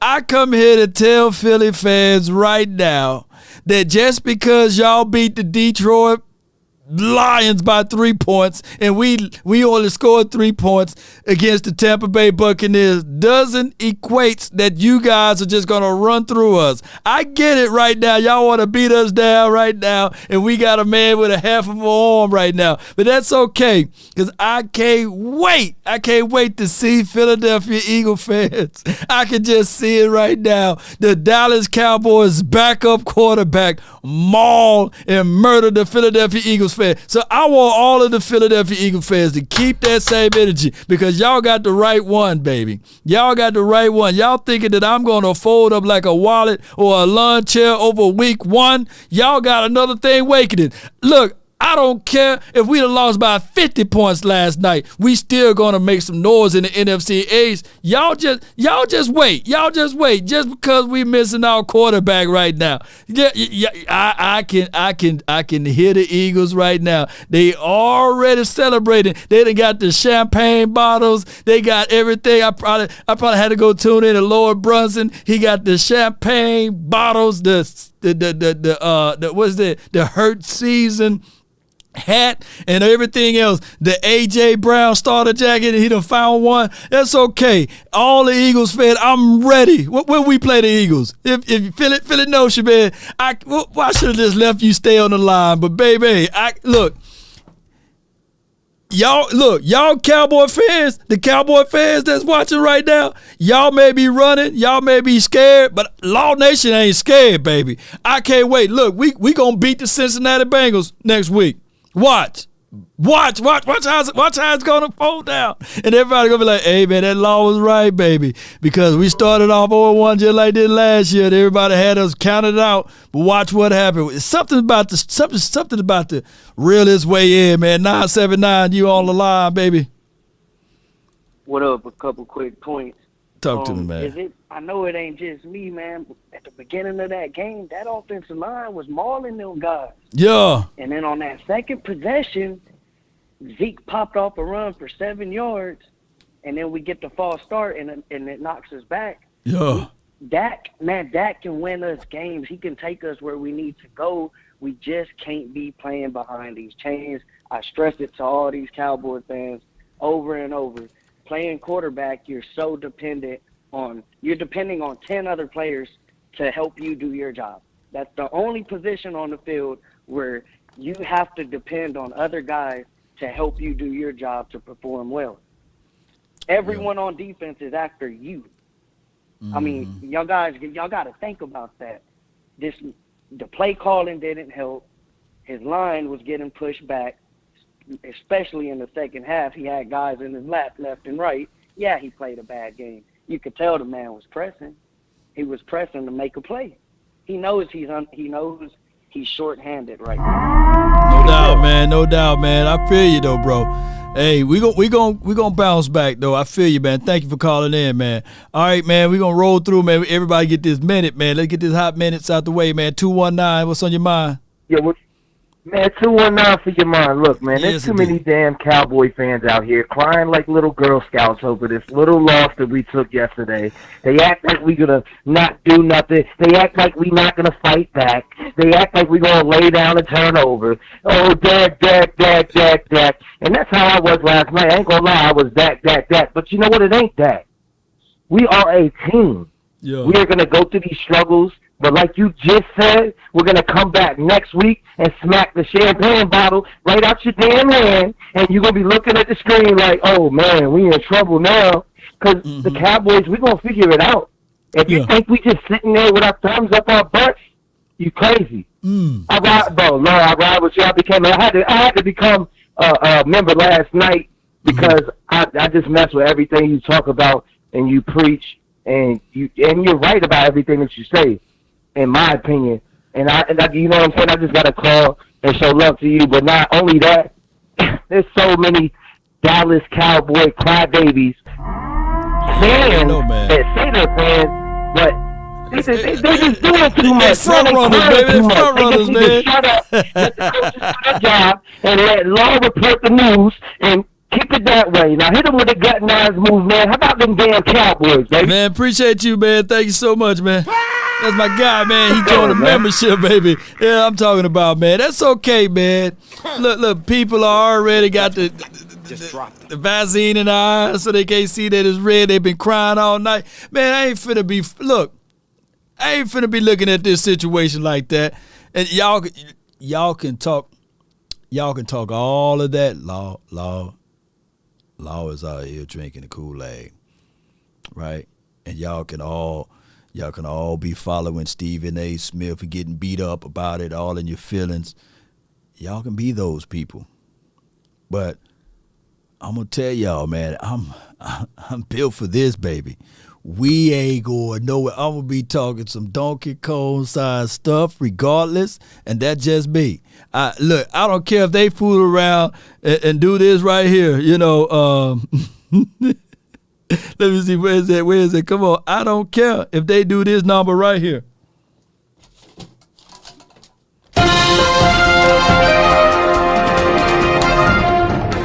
The Cowboys now sign Law Nation as the backup quarterback for the Dallas Cowboys. He will be inserted in as the QB3 or what have you. I don't care. I'm still going to be sent, and I'll probably be, as old as I am, I'll probably be like, nah, I ain't going to do that at all. But y'all get what I'm saying? we ain't finna fold up like a wallet. No. There may be a few of y'all, and I don't care if y'all say, man, well, I'm real, man. I'm real. Well, be real over there crying and sulking over there and being mad at the sun for its being bright, because that's just what it is. I can't get mad at what the sun do nor the moon. That's just what it is. You here, you just got to fall in line, and we'll see how we going to do and when that time comes. But that's just what it is. For the 972, what you got? Hey, Law.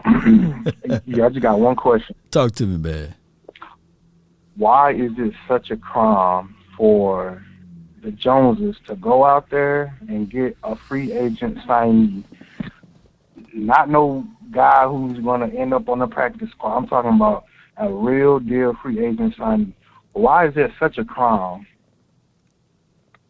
Man, they got their ego, man, edging God out. They believe that their philosophy is their philosophy, and that's how they look at it. They gamble. That's who they are. I can't be in the minds of the Jones. They don't want to spend. They believe in their philosophy. Saving that money. Well,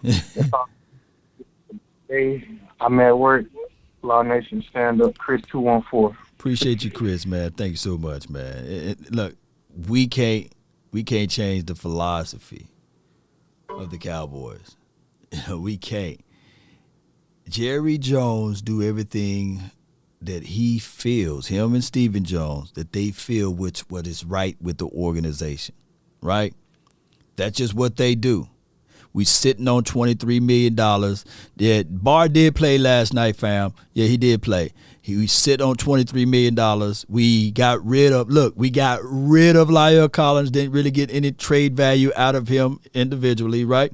And we said that we don't want to see this game with Amari Cooper anymore, whether he embarrassed him for not taking the shot or whatever it may be. But it looked like we took the shot last night without him. That's just how it goes. Unfortunately, that's the Cowboys way. From the 678, you're live. Yo, what's up, Law? How's it going, bro? Nothing to it, man. Talk to me, man. Talk to me. All right, 3 quick points. All right, first of all, let's not forget that was a scrub team that we was playing last night. People keep forgetting. They think that was some JV squad, but that was a stellar team that we played. That's point number one. Point number two, Kellen Moore has to go. Okay? Yep. Now, for Dak Prescott haters, look here. If you have kids, you told the kids to go clean your room, you told them how to clean it. You think they're going to do it their way, or they're going to do it the way you told them to do it? They do it the way I told them to do it, yeah. Okay, he has to do what they tell him to do. If they say force the ball to CeeDee Lamb, that's what he has to do.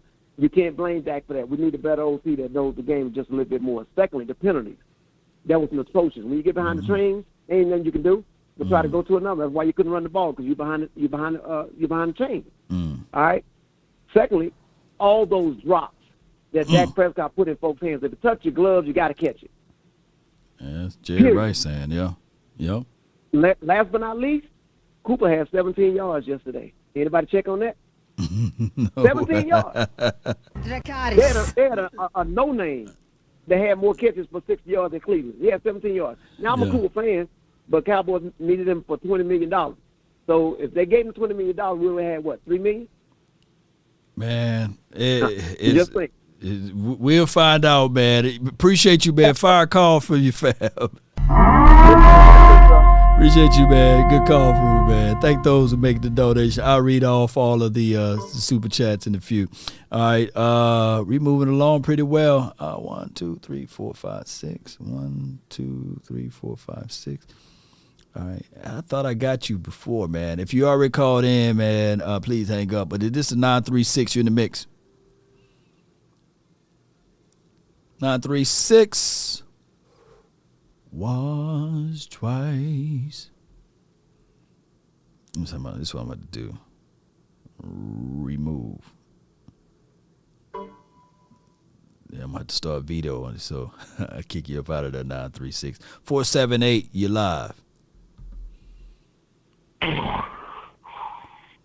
You're live, 478. Yeah. What's good? What's good, man? Check it out, Law. Talk to me. Man, they've been lying to us for a whole while, man. Okay. These guys don't want to win. They let Coop go. They knew darn well that wasn't that friendly. You know what I'm saying? They got to run the ball and hang their hat on this defense. Put that big Peters in there, that guy that kind of favor you a little bit. You know what I'm talking about? Right. And run some smash mouth football, man. You know, fool me once, shame on me. Fool me twice, can't fool me again. Yeah. Jerry got to do better, bro. And go Cowboys. No doubt, man. Shoot. Thank you for calling in. It's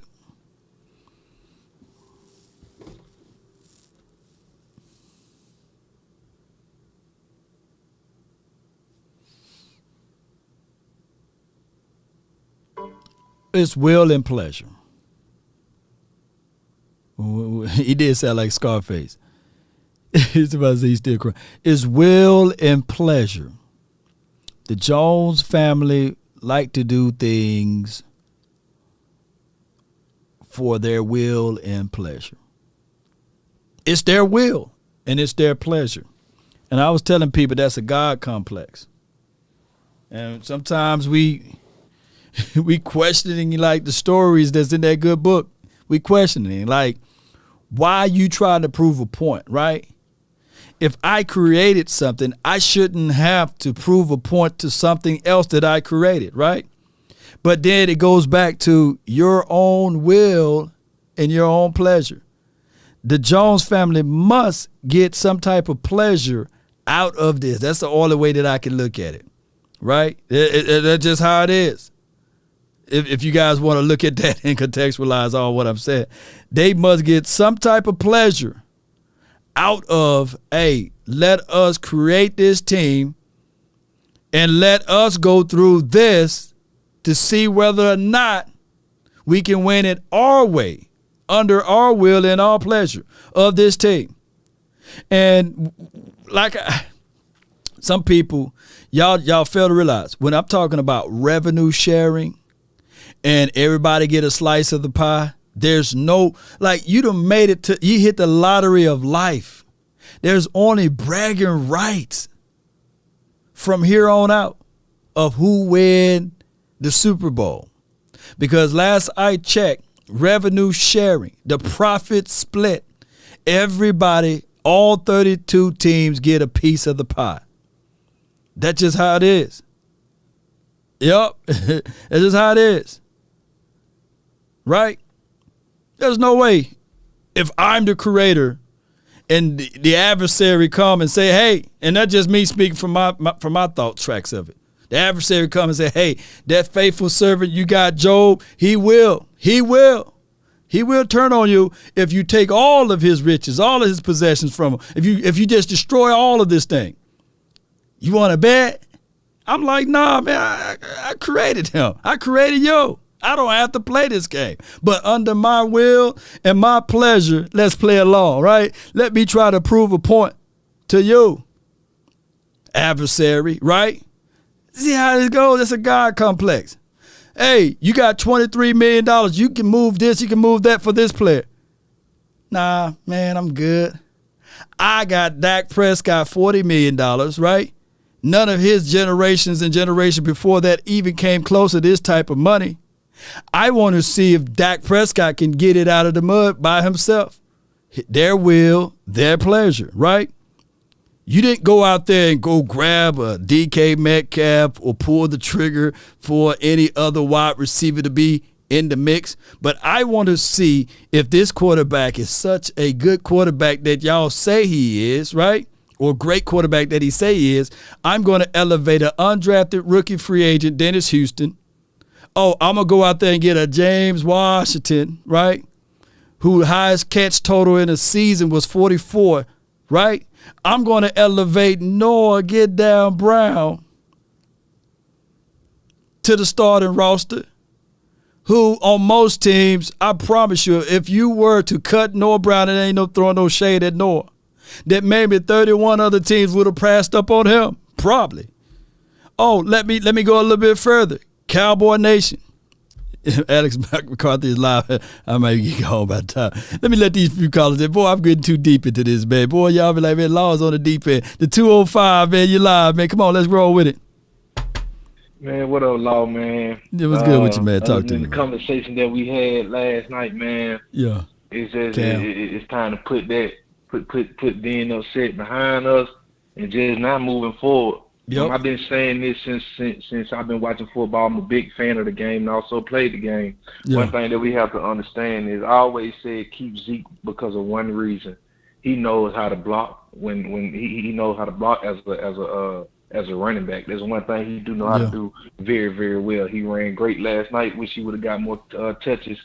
Also, man, when you don't have those number one caliber tight wide receivers and they can't get spacing, we have to understand that some passes are gonna be thrown behind you. Some passes are gonna be thrown over your head or something, but because he's trying to get it to where you can catch it because he had nowhere else to go.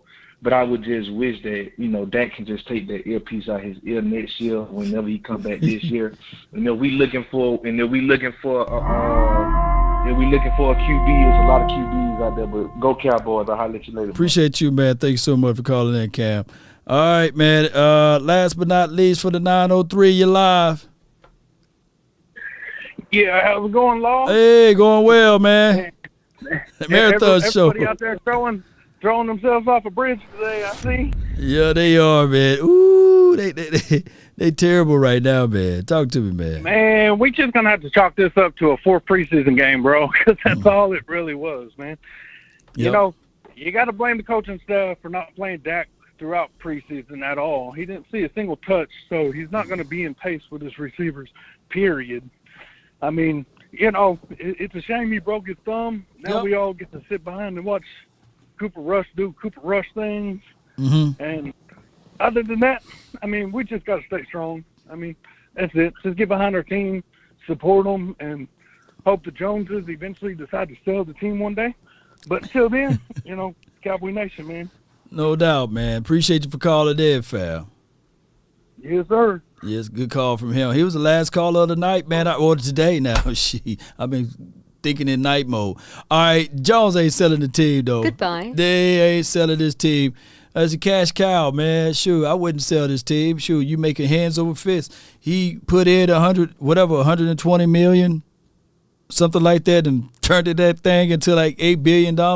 And that's what is reported, right? There's some other usable income that's coming in. The life and the luxury of owning the Cowboys organization and franchise that's go beyond our mind, man. So that's just how it goes, Cowboy Nation. I really appreciate you guys for tuning in for this long show. Be sure to check out the Mike McCarthy presser. I'll be looking at some all-22 film. I got some more film that I'm going to go over. I don't want you guys to look at this as if it's the end of the world, right? You don't win the Super Bowl in September. You don't. And on top of that, Cowboy Nation, you don't lose the Super Bowl in September, right? But what you want to do, and you definitely don't want to peak, and defenses, for what I know, they normally takes time to develop, right, into a good situation. You don't have like shutdown defense week 1 and carry all the way through the year. No, you don't do those things. You still develop, you still get better. One thing I can tell you for sure, that this defense started off. So look, I know y'all gonna be like, Law just got positivity all over his body. This defense were better this year, week 1, than what they were last year, week 1, right? So let's see how this thing work out. They reports that J-Ron Curse will be out for a couple of weeks. We do have Jabril Cox. He will be fitting right into that situation. We'll find out this week of who they're going to roll with as far as those linebackers. I think the defense win championships. Not saying that we go into the championship, by the way. But if Parsons played the way he played and we get better on stopping the run, baby, it can be a wonderful recipe for us. We're just going to have to rally behind these backup quarterbacks to see if they can just be there to keep this team afloat, Cowboy Nation. Play calling must improve. You're right, King Toxic, man. But let me try to go. I'm going to try to rush through these, man. Pig Cons, appreciate you for the 50 stars. Shout out to you, man, for all that you do on the Cowboys Facebook side of things. I really appreciate you. And he also did the 315 stars. Appreciate you. Over under throws and missed wide open wide receivers. Dak is trash, and say it like it is, Law. Hasn't done anything since his rookie year. Well, if that's the reality in the world you want to live in, then that's just what it is. Dak. Put it like this.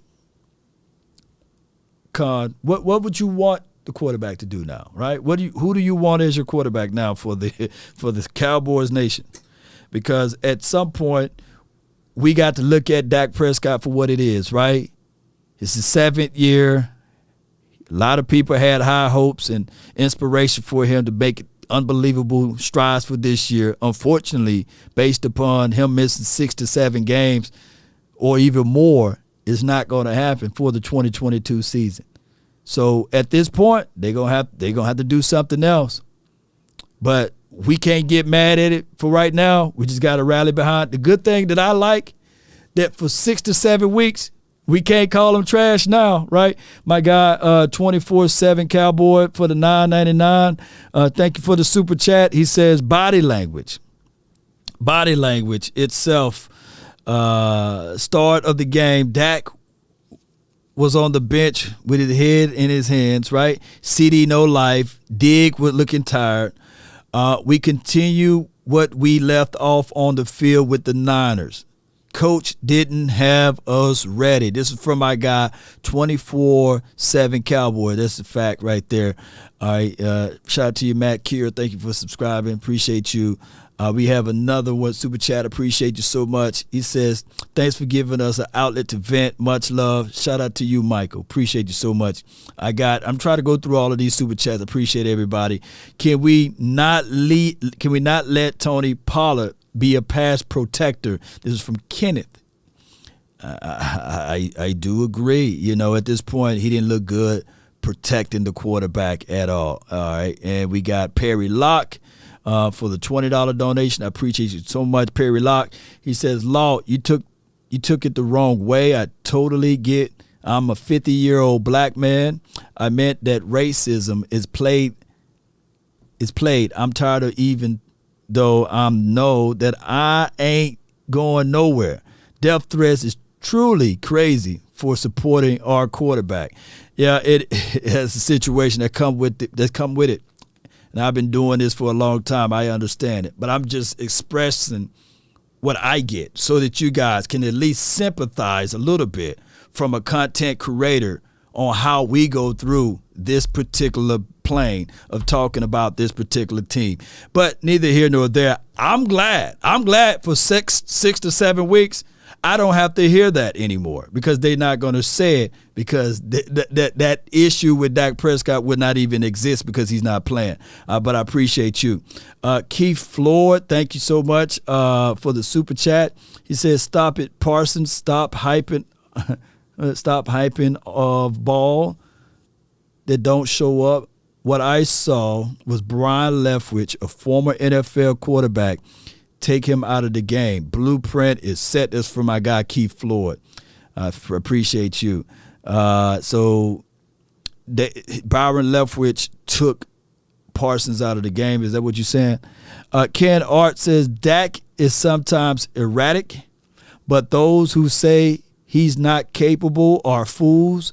Jones has a scapegoated. Jones has a scapegoated. Yeah, you're right, Ken Art. That's the best way you can put that in there. Dak is sometimes erratic. I think there's two types of Dak Prescott. The Dak Prescott that we saw his rookie year, maybe even his 2017 year, sophomore year, and of course 2018 year.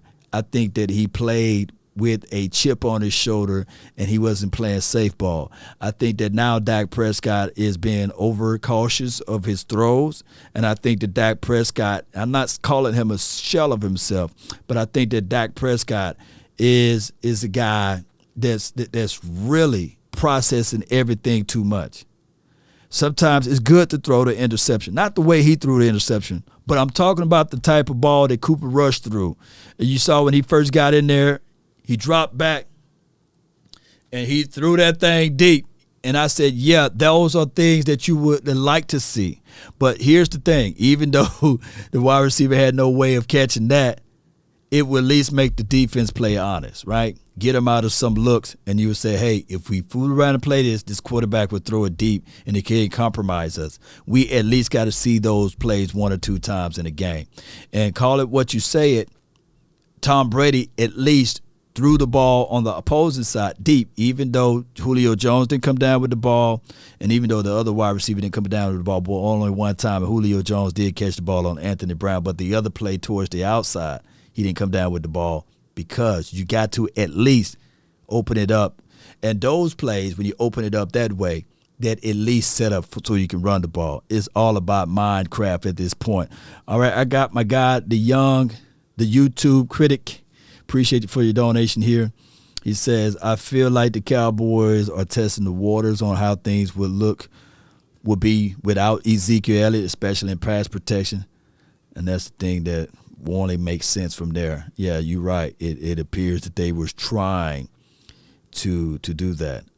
Peg says Tom Brady hits his wide receivers, go through his progressions properly. Yeah, Tom Brady is the GOAT, man. I can't even talk bad about Tom Brady on those things, man. The dude is 7-time Super Bowl champ. What they should do with Tom Brady is go ahead and give that man the gold jacket. He'll be the first guy that don't have to wait 5 years to get his gold jacket. They should go ahead and have the Hall of Fame ceremony right now, like midway through the season. Give that man a gold jacket, man. Here we go. I got my guy B. Wee. Thank you so much. I was born a Dallas Cowboys fan. I just got over from what the 49ers did to us. This looked like the same thing for us over and over again, minus the run game. You're right.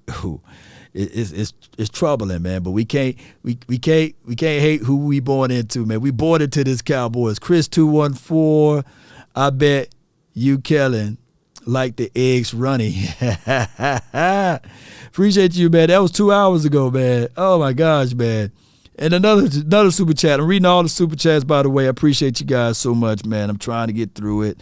Why does it always have to be the last resorts before the Jones family starts scratching their heads? This is why, and this is from my guy Chris 214. Why has it always got to be the last resorts? Because there's no pressure from above. It would not be last resort if you had pressure from above, right? And the general manager is scratching his head like, man, the owner is about to get rid of me. I got to make something shake. But by it being just like that movie I said End Times, by it being just like that, they look at it like they got ample enough time to make something happen. But when you move slowly, things begin to dissipate and disappear from under your feet. And that's how the Jones family work. 2 hours ago, Java, he also super chatted, and let me bring it up so I can read it. He put out there, get Romo out of retirement so that he can get his vengeance and show everyone that Dak is whack. Shout out to you for the $5 super chat. Boy, he paid for to say that. Dr. Jack, man, appreciate you for the $4.99 super chat. All right, let me see. Boy, we had some super chats. Jeff Bailey, thank you for the 200 stars. All right, so thank you so much, man, for tuning in. All right, so we went through majority of the people. Deshaun Taylor, appreciate you for super chat. And we got another super chat. Pollard need to play in the slot, and Zeke running back with the Dark Vader last night. You right, Peg Kongs. Appreciate you for the $50 stars, man. I appreciate you. Cam, that's from my guy George. Thank you for the super chat. That's what he super chatted in. He paid $2 to say Cam. Oh my gosh. And we got a super chat from Mitch. It's up here so I can read it over here. Aaron Rodgers and Dak had the same problem yesterday. And thank you for the $10 super chat. All receivers got no separation last night. His offensive coordinator definitely didn't do him any favors. I'm going to correct that one. And I'm sorry, there's not many quarterbacks I would take over 4, right? And Mitchell Green, I feel you, man. Hey, there's not many quarterbacks that he would take over for. He said many, not many. So it's a quarterback out there that he would take, but not many. And I appreciate that super chat there. There's a quarterback out there that he said he would take, but not many. JT Wolf 499. Hey Dak. Hey Law. Dak is my quarterback. Don't care what anyone say. Praying for a speedy recovery for Dak. I believe and our boys, DC for life. All right? All right, let me see if got anybody else.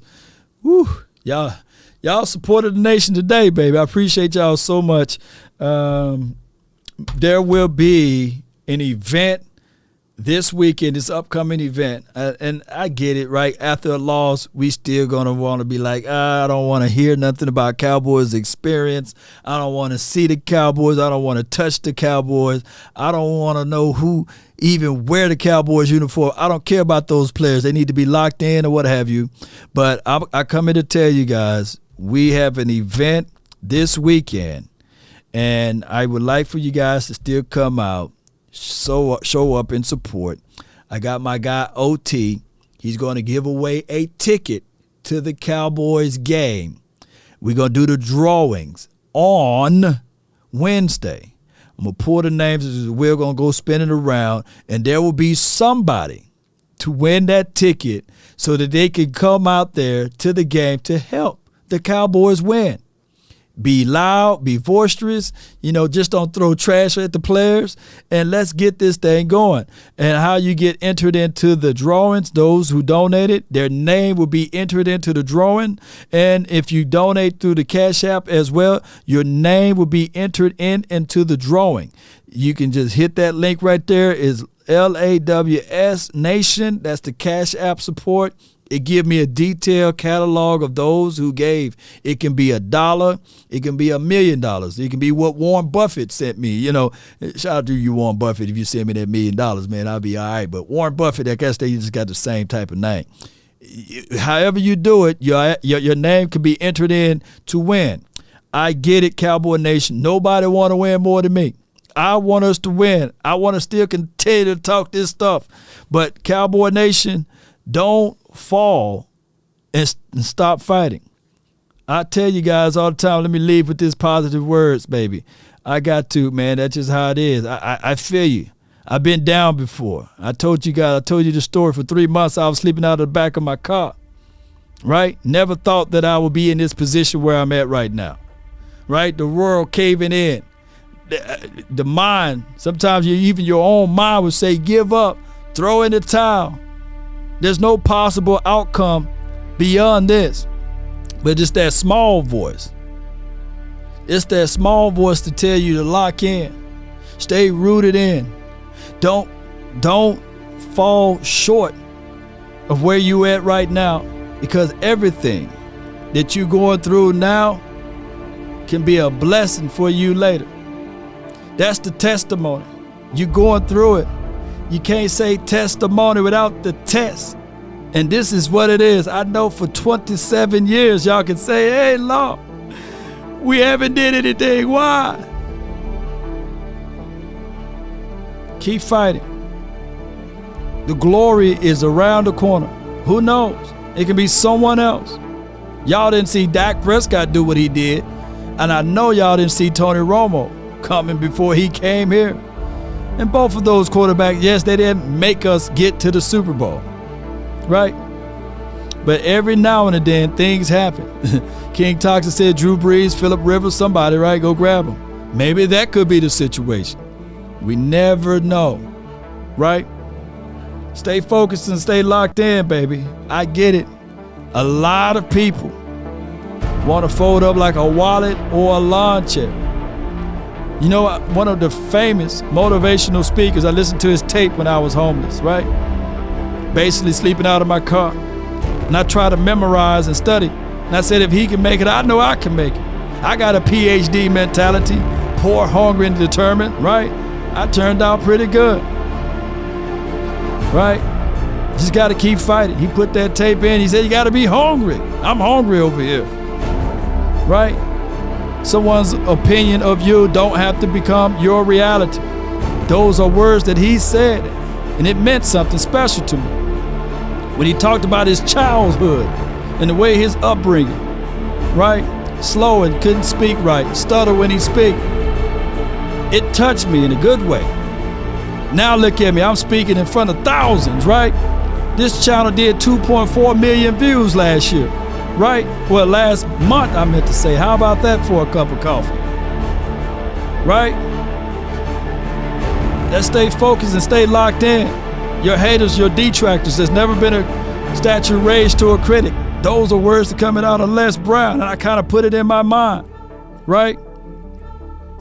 I recall when I was trying to apply for the government. I applied, I got rejected multiple times. Rejected.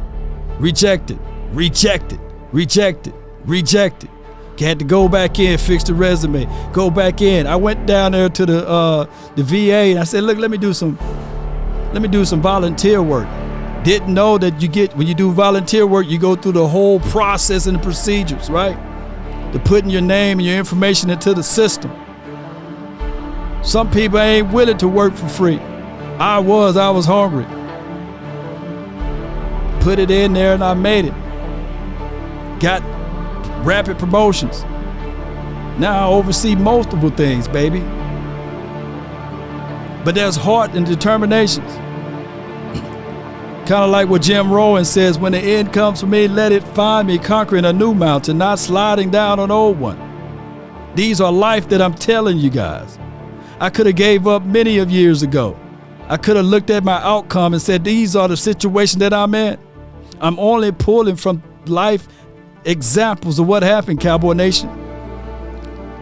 So I want you guys right now, at your lowest point, your outcome is determined about and predicated about your mindset. That's when your blessings is about to come. These are realities. Shout out to you, Sadiq. A lot of people don't understand what's my why. I can go live for 50 hours over here, right? I'm talking to the loved ones about that. I'm telling you guys because there's somebody right now that's willing to give up. There's somebody right now that's willing to throw in the towel. Keep your mind together, baby. This is a sport. All of those guys are multi-millionaires out there. And y'all ready to fight over that? Come on. Tell me not and mourn for numbers. Life is but an empty dream, for a soul is dead that slumbers, and things are not what they seem. Life is real and life is earnest, and the grave is not his goal. Dust thy art, to dust returneth, was not even spoken of the soul. In its broad fields of battle and bivouacs of life, be not like a dumb-driven cattle, or what the four-ladder networks say to you. You, my friend, anybody that's listening to me, can be the hero in the strife.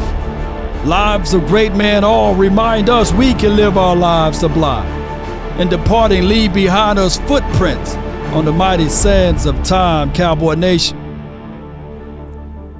Write that down. Put that into your mental mindset. Regardless, I'm going to continue to fight. Look, Les Brown said, man, dog, if you fall, try to land on your back, because if you can look up, you can get up. Well, I landed on my back last night, and I can still look up, and we got up, and we talking Cowboys, baby. Don't be like my guy Philly. He didn't call in this show for 2 years. But the moment we lost, he's here. We didn't even play the Philadelphia Eagles. They let me know that the outsiders are listening. But I come here to tell you guys, let them listen. If there's one thing a man should always do, mainly to himself be true. Never allow someone to change your point of view unless what they bring makes sense to you. Never judge a man by sight alone, nor by the height he has grown. And when speaking, keep it at a moderate tone, because raised voices turns hearts into stone. You see, in the beginning, it was brother, our rivalry brother. Before the season started, everybody was saying, how about them Cowboys? The morals of life: live, love, and respect for another. Then your quarterback breaks his finger, basically his thumb, and now you want to throw trash at the brother, right? Stretch out his name and sully the brother, right? write death threats at the laws over the brother. Those friends, Cowboy Nation, those fans as well. No man should call them a friend or a fan because they bend lies around the truth until it meets their end, Cowboy Nation. This is just a sport, but I can teach and help you guys in life. Keep your head high all the way through the finish, baby. Let's continue to grind. I thank y'all for your support. Real talk. From the deep down in the bottom of my heart, I love y'all, and there's nothing you can do about it. That's been my time. I really thank you all for yours. DC for life. Wait for rain, you gotta deal with the mud too. Let's go, baby. We up out. One love, baby. Thank y'all for the support. Salute. I feel like the end of the a movie or something. Let's go. Let's get it. Appreciate y'all. Nowadays, nothing really excites me. Only one of me and nobody like me. Phone ringing and I tell him it's ice. I got wifey on blinking, she ice. Freeze, photo, please. Get out of y'all feelings, baby. Jeez, no, please. Come on. No photos. It's one love around here, baby. A third of y'all were Cowboy fans before Jerry Jones bought the team. Before Dak Prescott was born. Before Cooper Rush thought about even picking up a football. Come on, baby.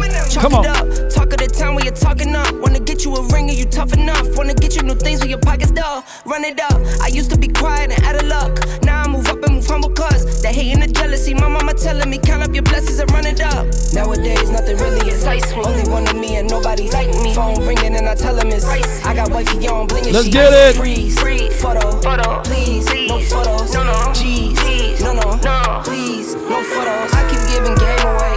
I put game on layaway. Come on. I got paid to play today. I did. I get paid to stay away. Come on. I get paid on rainy days. I might make it rain today. I got paid on pain today. Thought it'd take the pain away. In my own lane, single road. I would never sell my only soul. Heard your whole team. I've got balls of steel. Who the realest we might never come on, y'all know it, baby. Give you the world when they sign you up. Try you out. Emotional damage. Now you're looking hungry. Come on, let's get it. Need some food. Now you're all on live acting surprised, but you was fooled. Boy, get out the way, it's been a day, now you're old news. Now you got the pen and pad, you're trying to take my moves. Nowadays, nothing really excites me. Only one of me and nobody's like me. Phone ringing and I tell him it's ice. I got wifey on bling and she ice. Freeze, photo, please. No photos, Jeez, no, please. No photos. Yeah. Nowadays, nothing really excites me. Only one of me and nobody's like me. 1981, thank you. I got wifey on bling and she ice. Freeze, Dikwa, thank you for your love. Mitchell Green, appreciate you again. JT, whoa, let's go. Let me see some blue hearts in the chat. We die hard. If you die soft, man, you don't have to put no heart in the chat. You just died, you know. You. Oh, slow it down, man. I didn't get a chance to slow it down last night, man. Let me slow it down a little bit for y'all, man. Oh my goodness, this was therapy that was needed, man. I promise you guys. Spartans! What is your profession? We needed this therapy. I promise y'all, if we win by 1 point next week, we'll be happy. I bet you the expectations are down now, though. When I do the call in this week, when I say, what's the score prediction? Ain't nobody saying 30 and 40 now. Come on.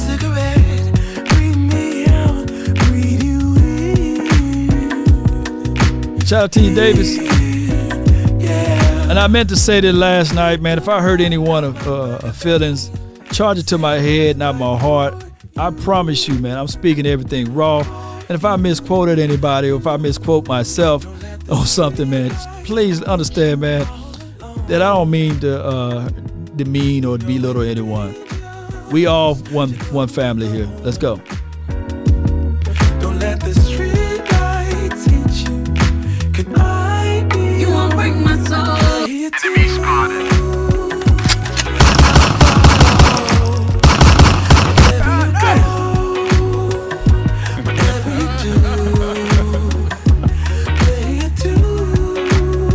Again. Let's go. I imagine that right now you're feeling a bit like Alice. Tumbling down the rabbit hole. My favorite part. That joke said, To all the haters, shut up! Let's go. This sucks. Come on. I told y'all I keep the same energy all day, baby. Don't let the street lights hit you. Can I be your player too? Gotta throw a party for my day ones. Wherever you go, Everybody fake now. play it too.